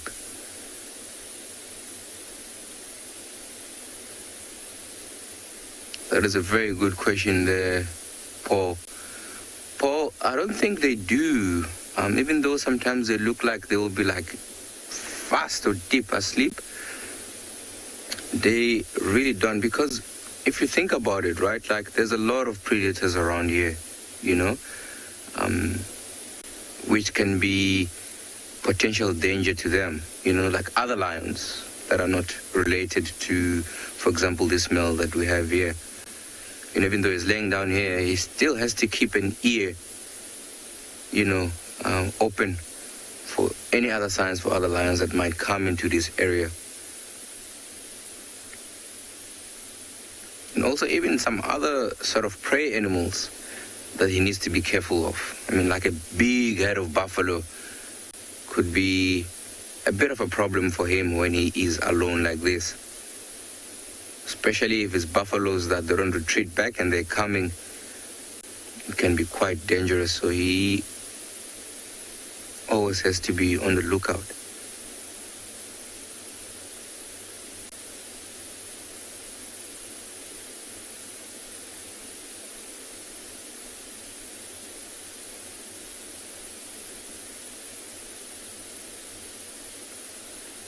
Just trying to see if maybe the female,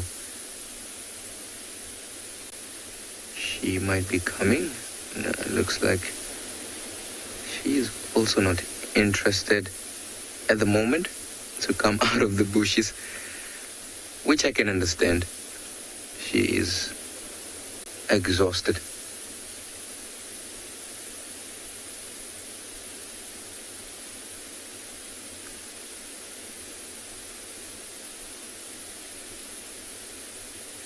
I think I'm going to try to see if maybe we can move around that bush and see if maybe we can have another look at that female. Because, I mean, as you can see, that male, you almost cannot even see him just behind the grass here. So let's go back and see if maybe we can see this female.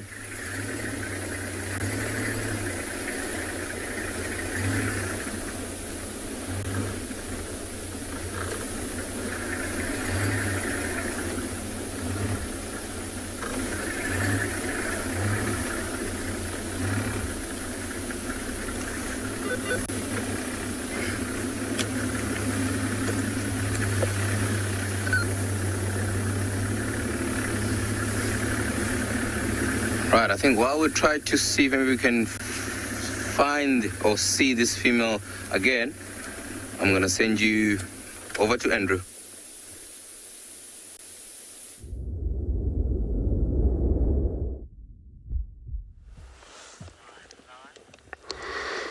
So our lines, they're still flat. Even that one that was actually putting the head up there, well, just gone flat again.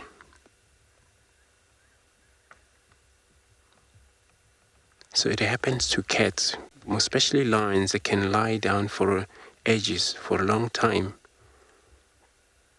before they can move. Maybe they've been on a look around for the rest of the pride, and then maybe they haven't yet reach them, and even maybe probably audio, because once they got a response, this is where they're going to keep up with them. And wherever they are, they're probably, everything's still okay. I heard from one of the guys, he was just telling me that he thought the lioness that you saw, it could be part of the Talamata up in the north.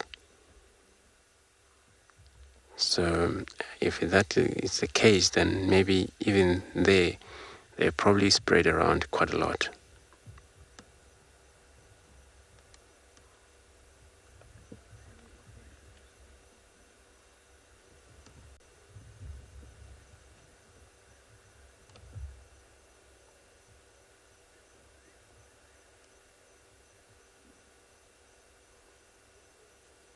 So we are using infrared light, so we're not shining at them.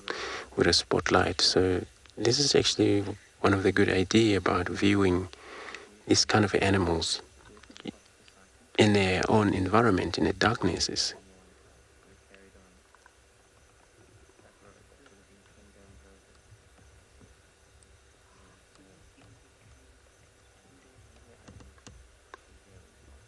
We've got another vehicle here. They're also watching the same animal.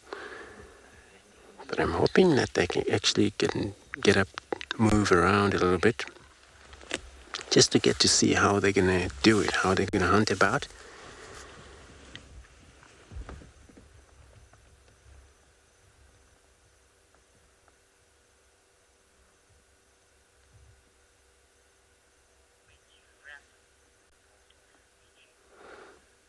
So we'll see if we can maybe make space for the other vehicles coming into the area.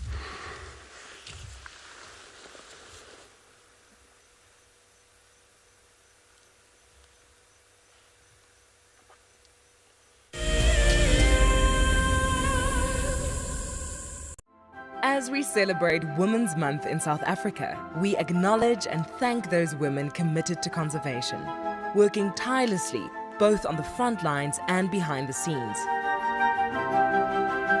The Endangered Wildlife Trust is proud of the women who dedicate their lives to fighting to save species, conserve habitats, and benefit people.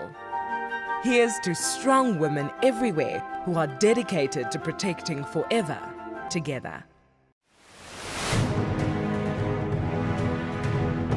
For me, the best part about being a guide is being able to live out in Africa's wild places and being able to share that with people. Of all the challenges, for me, the one that I'm probably the most comfortable with is the game drive. I think that's what I do most days, so that would probably be what I feel like I'd do the best at. Almost like someone's put little Lego blocks up there and made this perfect little sort of statue, and there's another one further along as we drive. One of the challenges I'm the most nervous about would probably be shooting. I think on the day there's always quite a bit of pressure and intimidation, always associated with it, but I guess we'll see how it goes. I hope I'll win this competition, but if I don't, it's still been an experience of a lifetime, and I've learned a lot and met a lot of really, really cool people.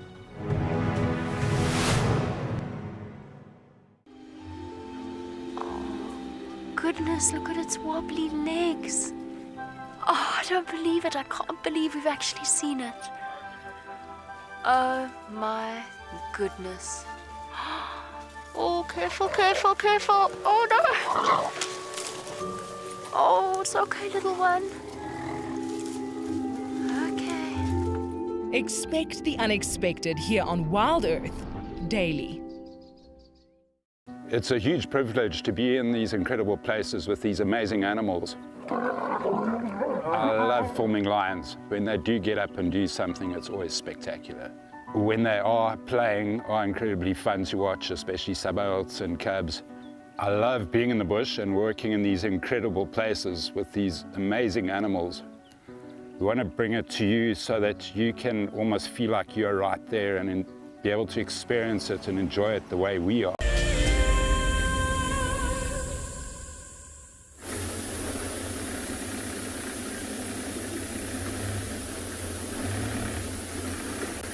There she is, you can see the male right there. She's approaching him there. And I think they're gonna go again. Oh, look at her, usually she'll go around him and then lie right in front of him.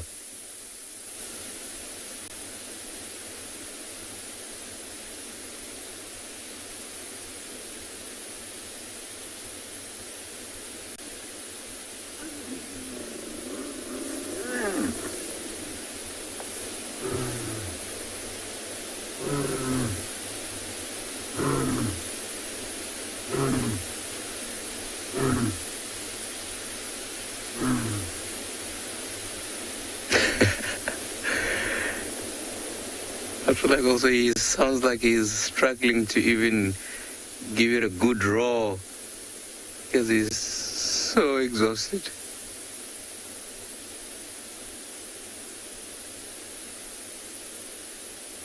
And this time laying close to him there.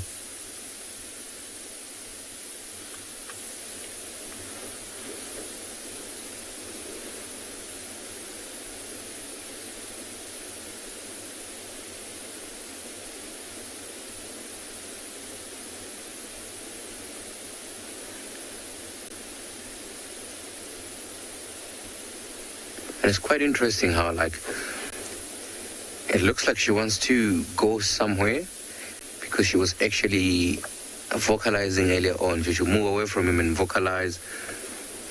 Actually, when she does it, she'll be like looking in a easterly direction, which maybe tells me that maybe that's where she left some of the member of her pride. But then she'll usually turn back around and come back to him again and mate with him.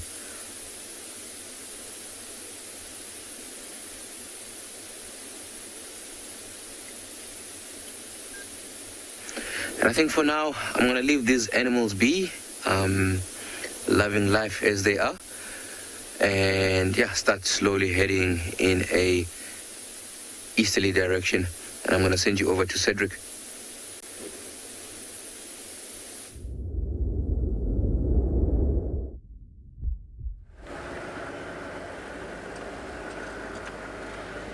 So welcome back with us. Sorry about that. Just looking around, we did left Kalamba. It was getting a bit busy there. We had to make space for others. So now we did drive next to Treehouse Dam. We didn't see much. We're making our way to quarantine now. It was a nice afternoon for us, actually. Just a bit sad that the visual of Kalamba was not the best in the tree, but it was good to see her anyway. So I think what we will do from now, we will probably drive around quarantine and see if we can't find any nocturnal animals. Last time I saw a white-tailed mongoose there. It would be great if I can find another one to show you.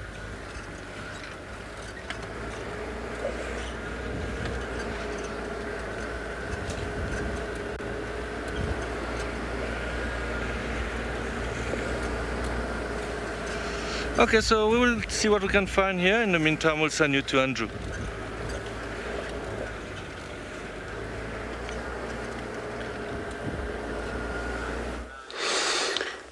Everybody, we're still sitting here with our beautiful two animal cat, the lion, which the lion seems to be actually gonna get ready now to go hunt, or probably maybe later on. Definitely they're gonna move from here. And then we will find out probably with the duckmen tomorrow perhaps whether you would be joining them or whether he would be maybe going further west or east, south across into a little gari that side, or maybe he's going to make his way north, trying to find his bride, the rest of the bride.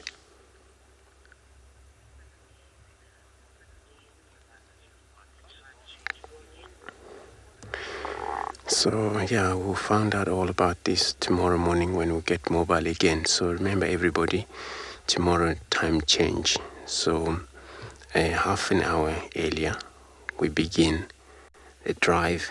So we go live for you at 6 o'clock, not 6:30, 6 o'clock we go live tomorrow morning. So we all hoping to see you there tomorrow. We can't really wait to see you all tomorrow morning. And then for now, we're coming very much in the end of this beautiful afternoon or evening show. And then we've all seen you tomorrow morning again in the morning, 6 o'clock. It was also great having you on board this afternoon. Goodbye.